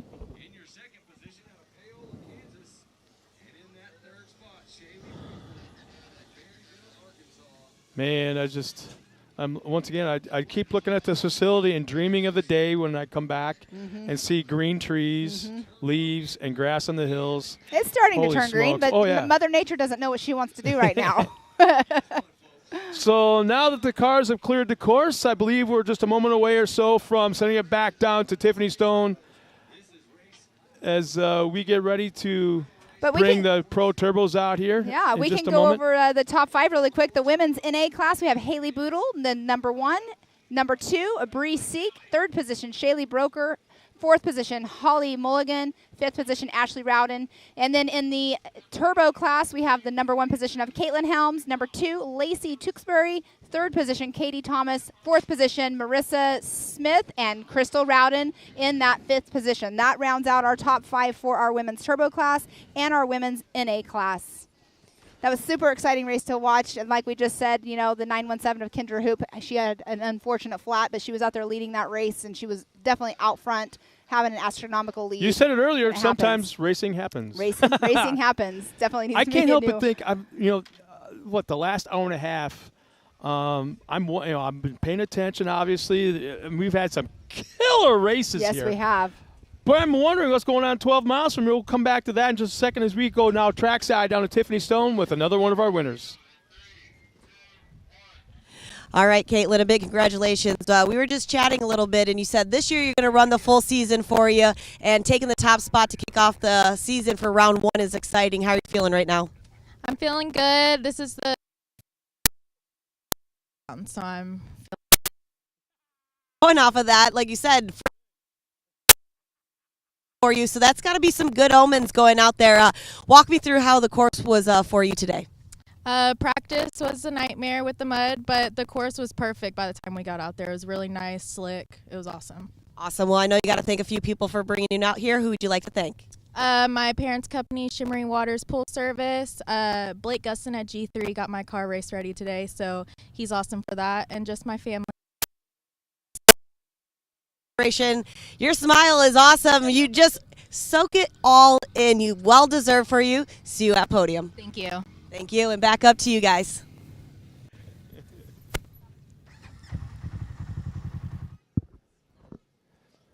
Thanks a lot, Tiff, and hell of a job going on down there. The hardest job, I think, this afternoon is stopping all the winners. Because they're so excited. She's like, oh, yeah, they're stopping, cool. All of a sudden, they go by. So we all, missed 2, maybe 3? I think 2. 2? Yeah, and she was doing that earlier, too, during our heat races as well. But next up, we have the big boys. We have our Pro Turbo. A big lineup. Let's go through it. 25 Pro Turbos are out there. I'm actually going to go off of, I was going to go off of my other list here.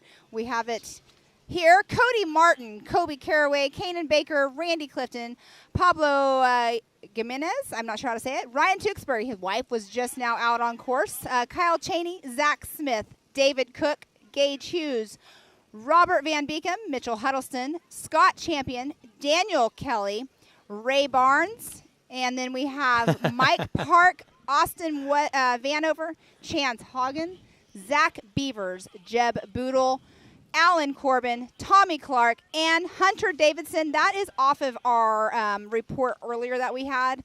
I'm pretty sure they are all starting here, and we know that their hearts are pumping and they're ready to get this show on the road. They're all lined up and ready to go. It's a heck of a shot seeing all those cars lined up.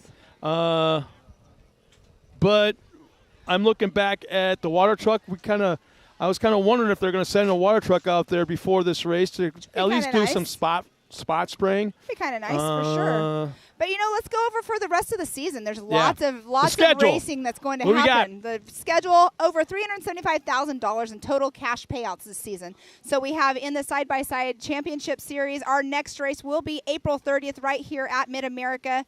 That will be round 2. Round 3 is May 28th and 29th, which is Memorial Day weekend. Round 4 will be on June 18th.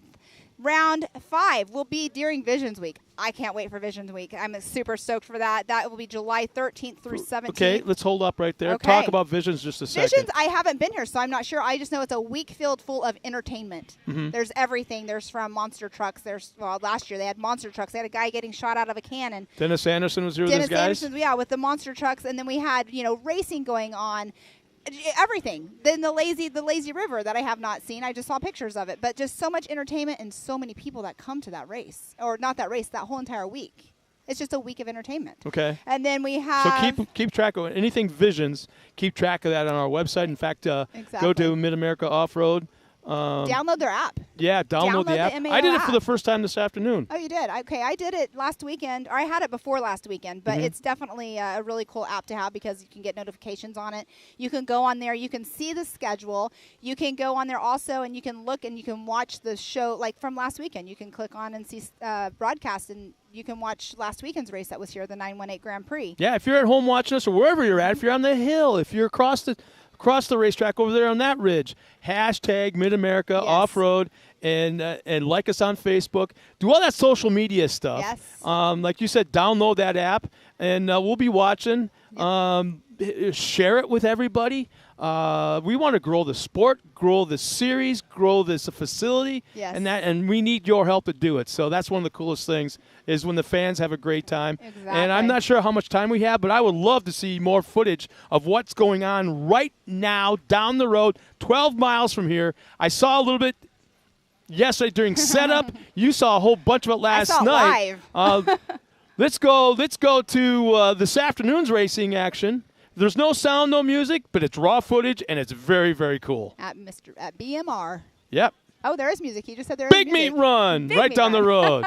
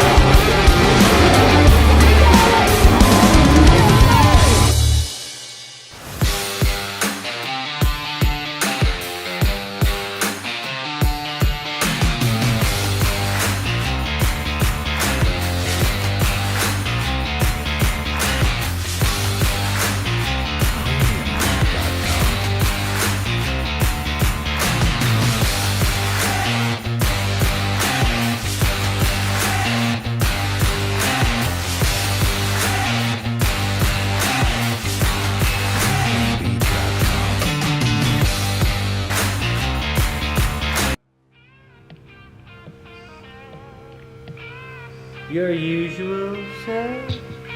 Please.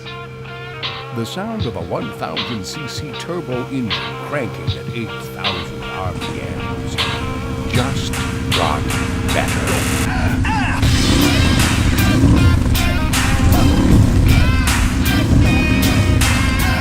HMF, the official sound of the off-road.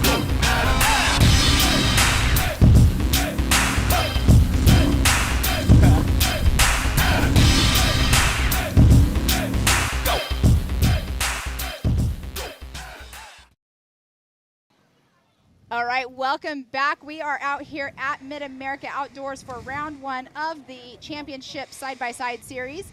And we have a guest up here. Let's go ahead and let's talk about your race today. How was your day? So my day was pretty awesome. We had a pretty good start in the first one. We actually finished out third, and the car ran awesome. Okay, and what did you think about this race course out here? Dude, the course is awesome. I actually like it way better than last year because from the top it was kind of difficult, but starting from the bottom back to the top, I love it. See, I did not see last year's race course. I was not here last year, so yeah, I'm excited to see all you guys out there on it. And there's been a lot of action. Your race was gnarly, gnarly. Like that was the most action we've had all day long. Really? Yes. Well, not the most. I shouldn't say most action. The most exciting, like close racing. Yeah, the most that action. Most action was that turbo class. Oh, yeah, that was a lot of action out there. But so you raced last year. Did you do the whole series here last year? No, I did about 3 races last year. Okay. And so you're planning to do the whole race series here this year, correct? Correct. Awesome. I'm actually doing a half and half, like with Okay. someone else. Like someone else is gonna be driving a Yamaha, but he's gonna be like doing half the season with our numbers. Okay. So what car are you in? I'm trying to find Honda it right Talon. here. Oh, you're in a Honda. There's not very many Hondas out here. No, there isn't. I'm trying to find right here my my notes on your Double E Racing, all your sponsors and everything. So what we can do is you can kind of like tell us really quick who it is that helps you out getting out here to the race. And also, we're getting ready to go live here shortly with the Pro Turbos. So go ahead and tell us about your sponsors and let us know who helps you get here. So my biggest one would be George White with W Racing. That's right here. PPI Tuning. He does a whole lot for us. And Hess Motorsports, Hoosier Racing Tire, who gives us tires. HMF Exhaust. He's pretty awesome too. Injector Dynamics, Progressive Power Sports, Dr. Power Sports, Ignite Racing, Fuel, S3 Power Sports, Oh, shit. We're reading off of a list here. You know, the guys that race, the sponsors definitely, sometimes it slips your mind on. Yeah, it all does. of them. So Raceco, S3 Power Sports, and ATV Zone. Awesome. You have a lot of people backing you. Oh, yeah. It sounds like through our radio. I know you can hear it. Can you hear the chatter in the radio? Oh, yeah, I can hear it. Okay, so Oh, yeah, yeah. we're getting ready to go green here shortly. And I'm excited to see this race. So I want you to, once they start, kind of tell us, what you thought about certain areas of the track. But, Oh, yeah. But what was your favorite part of the course today? I would want to say the start, actually. The start? Oh, yeah. Yeah, my son raced today. He actually ended up getting the whole shot. I never expected that. Oh, He awesome. had never driven the car until today. Oh, awesome. But the start definitely looks like it's a blast up there. There's been a few people that have had issues in that first turn. What did you think about that turn up there at top? Oh, I think it was awesome. I actually, in this last race, I actually started out second. Did you? Oh, okay. yeah. Okay. Yeah, Yeah. it's kind of hard because you guys, some of you had mud on your cars. We couldn't see everybody's vehicles. Yep, we can hear them in the background getting ready to go. I know that they were getting the cameras ready. They're going to get the drones up in the air. This is going to be an exciting, fast race here shortly.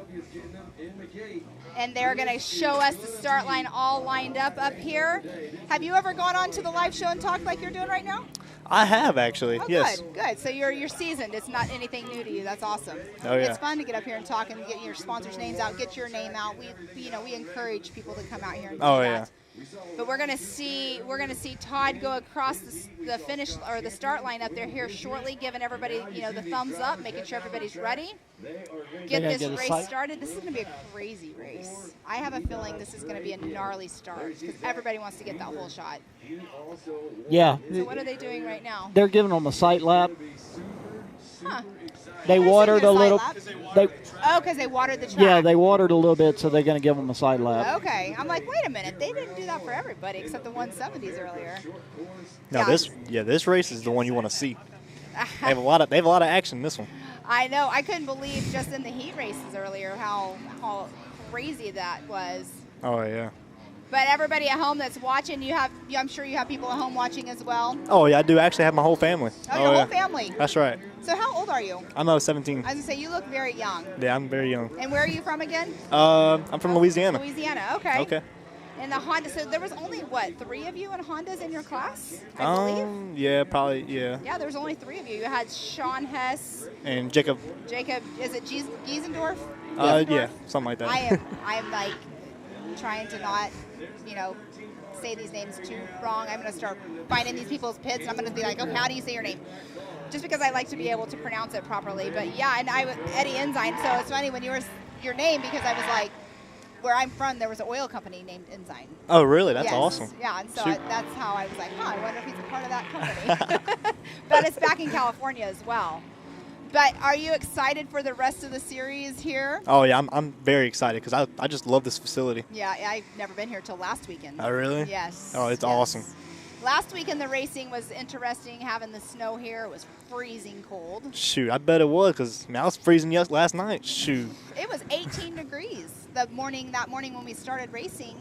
And I keep using this as an example, but Terry Madden, when they went through a creek crossing, he needed a wipe for his visor, and his co-driver handed it to him, and it froze to his visor. That's how cold it was off the start. That is very cold. Yeah, and then we get here, and it's, 40-something degrees yesterday, and it's raining. And I'm like, ugh. I'm not sure about this J. Oklahoma place. I love the facility, but the weather is so questionable. Not today. It feels awesome. No, it's been amazing today. I mean, the shade is coming down now, and so it's cooling off a little bit. But yeah, so it's super exciting. This season's going to be good. I'm excited to be coming in and being a part of it because I come from the Ultra 4 side and doing all the Ultra 4 races still. It's going to be a great year for everybody. And Mid-America, this facility, seeing on screen right now, that's the 80-foot jump right there, correct? They're going over the 80-foot tabletop? Yeah, that's the new one. I went around it I hate saying this right now, but I went around on a golf cart. They call these race cars golf carts. Right. I don't do that because I used to race an X3 myself. So I went around the course on a golf cart. It was so much fun to see what you guys were going. We didn't go up the the real tight things because the golf cart I was on. The first time I ever heard about that was I tuned all of Hunter and Cody Miller's shocks. Okay. So at King of Hammers, when they got into the 4400 class the first year, they started calling a golf cart, and it was just like, it kind of threw me for a loop. But yeah. I came from the desert world myself, and so when I raced in a different class, I was still in a buggy, but the class I was in, they started calling them all golf carts. I'm like, guys, they're not golf carts. They're not golf carts. But the Honda, how cool is that? You actually have a transmission. You do not have a belt driven. That's right. So you have that one up because my son broke a belt earlier. Oh, man. You don't have to worry about the belt. No, you don't have to worry about that. Now, the Honda, does it have paddle shifters on it? Or so is it just stock, it comes with paddle shifters, but we put buttons on it. There's little buttons. Nice. Oh, yeah. So you can it's easy to just downshift and not have to worry about the belt, Oh, no, you don't have to worry about none of that at all. All right, we're going to come back here, and they're doing their little sight lap right there. Awesome, they're getting to do that. Like you guys were saying, they watered down the course so they can go pack it down just slightly, right? Yeah, it should make for some good racing out there. Keep the dust down. It's probably going to be a little slick on the first lap, but it'll come right in. It'll be good by the end for sure. Yes, and they're doing 7 laps. So this morning in driver's meeting, they bumped up from 5 laps to 7. I mean, the racing goes by so quick, as we saw earlier in your class. We're like, all of a sudden, the checker flag's coming out, and we're like, whoa, that was already 7 laps. Oh, yeah. It goes by really fast. Shoot, in the car, though, it does not go by very fast. No, I know, right? Yeah, so we're going to go ahead here in just a minute and bring Scott back in here. But thank you so much for coming over here and talking with us. Good luck for the rest of the season. And we'll see you guys back here on April 30th, right? Yeah, thank you for having us. You're very welcome. And you guys have safe travels back home. All right, we got the start line going. We're going to bring Scott back in here. That was Eddie Ensign from Louisiana driving a Honda Talon.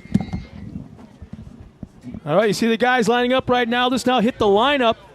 Before we go any further, we definitely want to know who's out on the course. Who do we have, man? Oh, we have lots out on the course. So we have Cody Martin, Kobe Caraway, Kanan Baker, Randy Clifton, Pablo Gimez, Ryan Tewksbury, Kyle Cheney, Zach Smith, David Cook, Gage Hughes, Robert Van Beeken, Mitchell Huddleston, Scott Champion, Daniel Kelly, Ray Barnes, Mike Park, Austin Vanover, Chance Hagen, Zach Beavers, Jeb Boodle, Alan Corbin, Tommy Clark, and Hunter Davidson are all taking off the line. Green right flag now. is out. We're underway into turn one. The dust in the front straightaway off the start's phenomenal. Who's going to pull a hole shot right there? That is the red Can-Am. I'm not quite sure the number quite yet. Is it 81, 91? I couldn't quite tell. But I realized one very interesting thing. Every car, I was watching, every car did a reconnaissance lap except one. Which one was that? Kyle Cheney did not go out on the track. He sat there in staging. I think he had what he thought might have been an advantage in starting position, Yes. and he didn't want to give it up or lose it coming back. I could be wrong, but that's just what I was. That was Scott Champion who got the whole shot. Scott Champion, no kidding. Scott wow, Champion. good for him. So we have right now Scott Champion in that number one position in the number 184 Can-Am from Fort Worth, Texas. We have Zach Beavers, number 38, in second position from Albury, Texas, also in a Can-Am. So our top four right now are all in Can-Ams. Third place, Ryan Tewksbury in a Can-Am, number 81. Kanan Baker, number 21 from Owassa, Oklahoma, also in a Can-Am. Then Robert Van Beekum, number 64, in that Polaris. So we have our top four right now are Can-Ams. Well, I can't say I'm surprised considering how they've been doing in all the other forms of motorsports. Correct. They swept 2 years in a row. They swept the podium at KOH, King of the Hammers, and wasn't any different at right. the Mint 400. I know, right? I know you got Dustin Jones, as we were talking about earlier. He is he won last year out there at KOH. Not KOH, I'm sorry, misspoke there. He won at the Mint 400, Mint 400, last yeah. year. So Scott Champion has the point out of Fort Worth, Texas. Zach Beavers from Aubrey, Texas. In second, Ryan Tewksbury in third. Kind of surprised Kyle Cheney back in that 8th spot off the start. We'll see if it's changed It might as they not come be that across the long. lane. I don't think he'll be back I there very love calling that man the Iceman. long. Well, and he was just unfortunate and got that flat earlier today. Kyle Cheney's already up in that number 5 position. Oh, excuse me. Wow. How many laps we got in the Pro We Turbo? have 7. 7 laps. 7 laps, yes. So Well, we here's have- what's cool about this. They water the track. If they had thrown the green flag, like they've been going super fast, right after that when they're lined up, we had a super greasy, probably first 2 laps. Super greasy, lots of sliding around.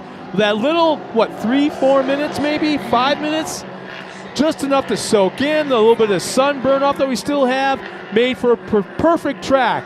And these guys are taking advantage of it without a doubt. Kyle Cheney now pulls alongside, another Can-Am alongside of him, down that that back straightaway, and makes the pass. You see it from here. Probably about bicycling right there on that. It's a white Can-Am just now. He saved that one. Here comes Champion back into the, I'll call it into the valley. And you can tell that area that he just went through on the live stream. It was a gravelly area. He's definitely a well-seasoned racer. He just went into 2 wheels last year, though.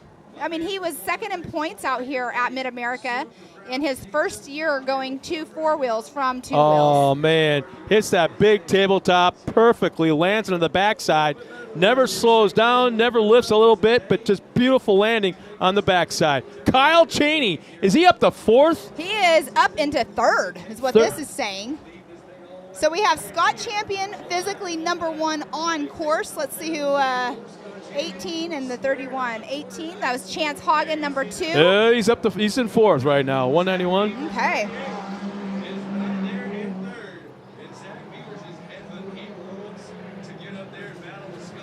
Ryan Tewksbury was running in that number 5. Whoa, our second place cars, second and third made contact. Both got super squirrely and still leaning on each other coming down the hill.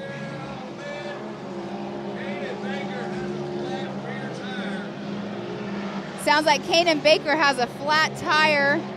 Yep, left rear, falls back to third. Left rear, flat tire, down. And that is Kyle Cheney right there in that 4th position right now, but he will not be in 4th for very long. He's got a long way to go, though, to get up to our leader. Yes, he does. A lot can happen, though, in these races. And Mr. Paul Wolf is out there as well. Let's see where he's running. Looks like Paul Wolf is running in that number 13th position. He was out at the big meet run yesterday competing. Pretty cool to see out there, and then now he's out here today. You know, it's kind of neat. We had a chance to talk to Scott way early this morning. And what a down-to-earth kid. Yes. I say kid, but, you know, he's married, got the baby, and talk about coming here next time and the family and the lazy river. And you could see it, that maybe at one point in his life he was, you know, had the whole me thing, but now it's about everybody else. Yeah, Scott Champion definitely has an astronomical lead right now over 2nd place.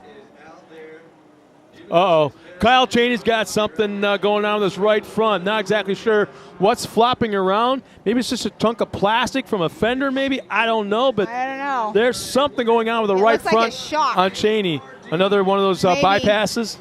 Watch him when he comes off the jump right here by the Raceline Wheels arch. Oh, Cheney, right rear flat tire for one thing. Then he's also got something going on in the right front. That's Kyle so Cheney.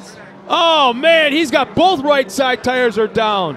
Poor guy. Oh. He's just had hard luck today. Wow. Scott Champion still in that number 1 position. Guess what? We talked about that competition yellow. Yeah. How much would that be? This is that right now. He'd be nursing it around, staying on the lead lap. He's still on there, though. Yeah. He's just going to go for points at this point. Shredded a tire, so we're not sure if it's a sidewall. He hit something. He's still jumping a little bit, though. He's still driving it hard. Yeah, that is like the worst tire of all 4 corners to have a flat here at this facility. And you know he won't hold anybody up. He'll make sure that, you know, he knows he's hurt. He knows he's limping his way through this race right now. He's staying tight to the inside. He's making him work for it.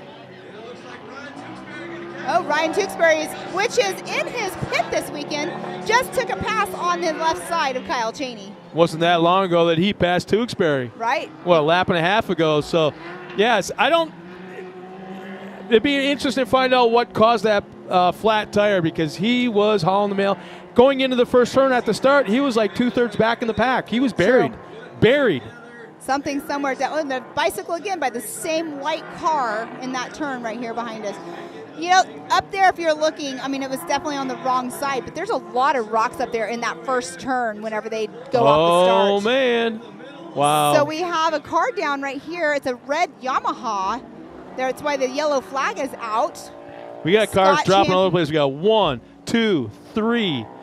3 cars right here in front of us.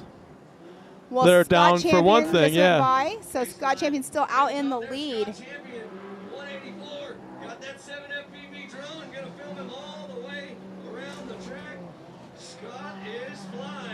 18. Chance Hagen is in that number 2 position physically on course. You know, Colin Truitt might have that fastest lap of the day because these guys are still at like a 2:04 is the quickest lap I've seen. I'd give him a little bragging rights. That's cool. What a crazy day this has been. So unfortunate. I feel so bad for Kyle Cheney because he's, you know, a fan favorite out here with a lot of people, and he's had some issues with his tires today. But where did he go? He's still out on course. I don't think he pulled off anywhere. I actually think he's getting ready to come up right now. Yes, he's right now up in that rocky area. So he's not limping it too much. No, not exactly. Man, you know what? He wasn't a big fan. Didn't he say he could take it or leave it as far as competition yellow? I think so. You know, oh, there's a nice race going on right here. I can't see that. Easy Up's right in the way. 2 Can-Ams. That's a 194. Looks like a right front flat. And the man. Who was that? 194. Was that?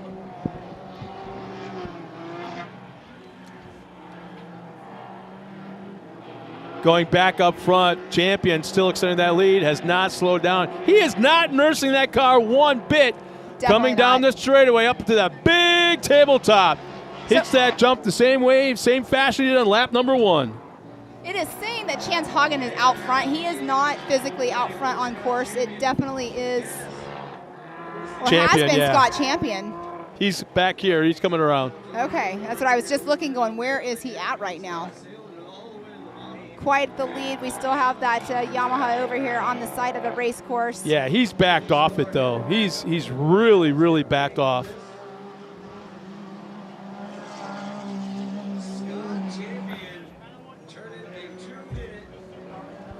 Okay, Scott Champion's up in Too that flat. turn. Too flat by Scott Champion this last lap. We'll see if he can break Second, that 2 minutes. actually, no, that'd be the third fastest lap of the Right. day. We had a 2 flat .5. This is a 2 flat .9. That is Chance Hagen right there in that number 2 position. Looks like he's kind of making up some time on Scott Champion.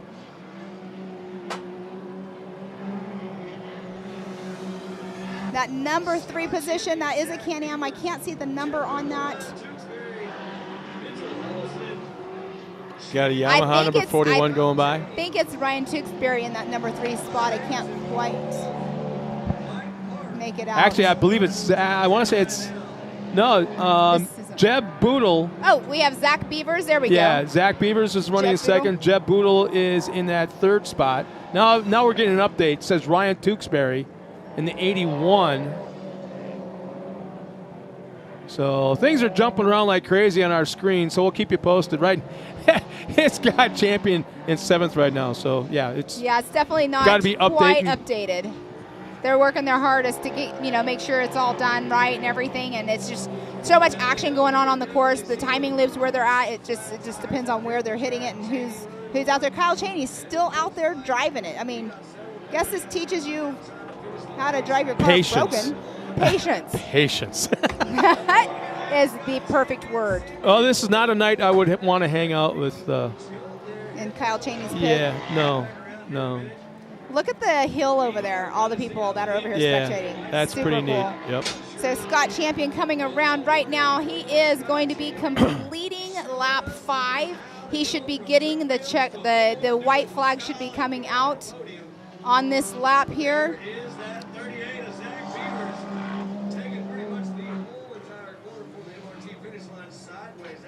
All right, Scott Champion should have got that white flag. We should be seeing the checkers up here next.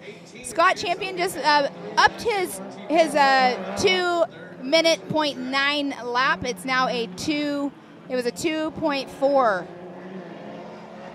So we have Scott Champion in that number 1 position, Zach Beavers in 2nd, Kobe Caraway 3rd, Jeb Boodle 4th position, Ryan Tewksbury in that 5th position right now as we sit. We are on the white flag for I'm gonna be Scott honest Champion. with you. I would love to see at this point. I gotta be honest with you. I want to see Champion. So we have Clean somebody out sweep the- there yeah. with no front wheel. We just got radio chatter that someone has no front wheel out there. These guys are just doing what they can for their points. Huh. Yeah, I would love to see Champion not only win his heat race, whole shot, win this race, but there's one thing missing: fast lap of the day. And That that's would be got cool. Colin Truitt right now. Yeah, he's Oh, no, that is a Yamaha on screen right there. They are missing. That's the 1-2-4 of Mitchell Huddleston. Is that the same Oh, car that's that's- actually a Can-Am. Is that the same car that's been biking like Yes. crazy? Yes. Getting up on 2s like 3 different times? Oh, wow. So we're hearing through our radios that he went off of a jump, he cartwheeled, and then took off again with no front wheel. Finally, Cheney's got no rubber on that right rear. It's nothing but rim. All right, Scott Champion just took that checkered flag right there. Let's see who gets that number 2 spot. It should be Zach Beavers coming in that number 2 position.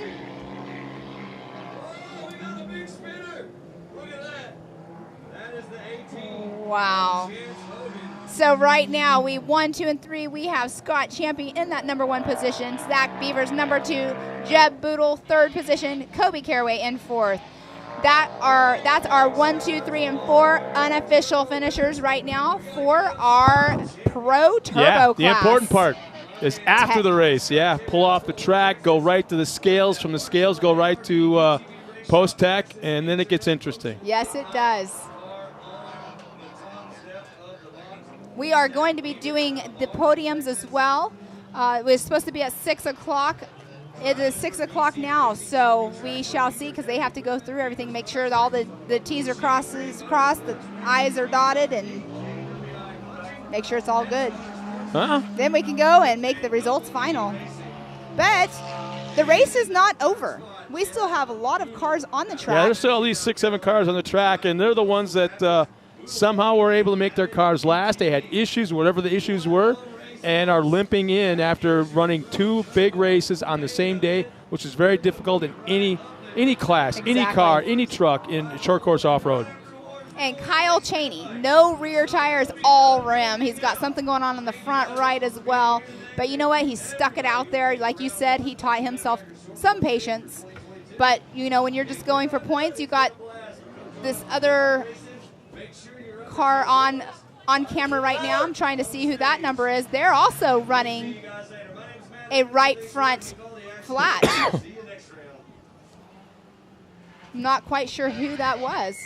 But on screen right now, you can see the Raceline Wheels Arch. We got our rigid banner, 360 wraps, and Nitto.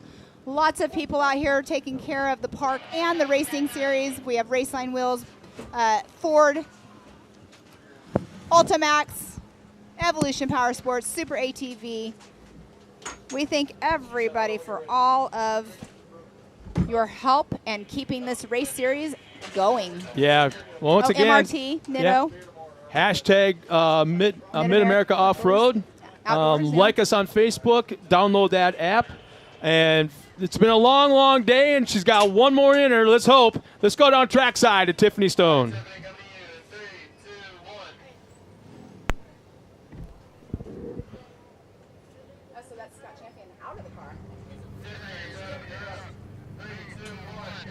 All right, Scott, big congratulations to you. Last race of the day, it was crazy out there, seeing people miss some wheels, some tires. Obviously, the track is beautiful. The sun is setting.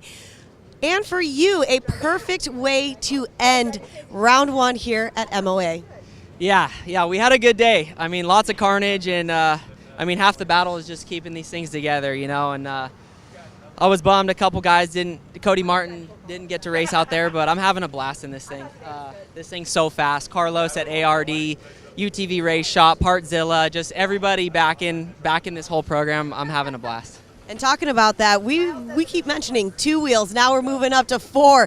How different is it for you? How difficult is it as well? Yeah, it's a whole new ball game. So I'm enjoying it. I'm enjoying the challenge of learning these cars, and it's a lot of the stuff transfers over. So I'm kind of bringing some of my moto strategies, and you know, you can't win it in practice, but when the main comes, that's kind of when you got to turn it on. So. And talking about that, we've got a big podium celebration for you. I'm going to let you get back in your car, head up there. But like I said, a nice way to start this. Whoa! Good job! And as you guys can see, the celebration's starting already here for you, Scott. But I'm going to let you get up to the podium. Like I said, a nice way to start off round 1 for you. Thank you. I appreciate it. Awesome. And back up to you guys.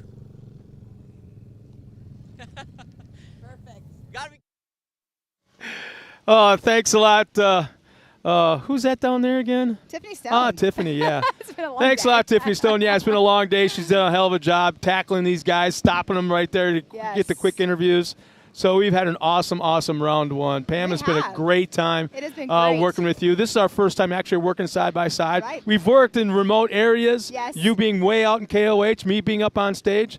But this is the first time side by side. You did a great job. I love working with you. Same here. And you got so much knowledge in motorsports, and you being a driver yourself. So on behalf of Tiffany Stone, Pam Hall, I'm Scott Rain, and the entire staff here at Mid-America Off-Road. We had a great time. don't forget, we've got more racing coming up in 2022, and these boys are all chasing $275,000. We'll see you the next round, round 2, in end of April. We'll see you here at Mid-America Off-Road. All right.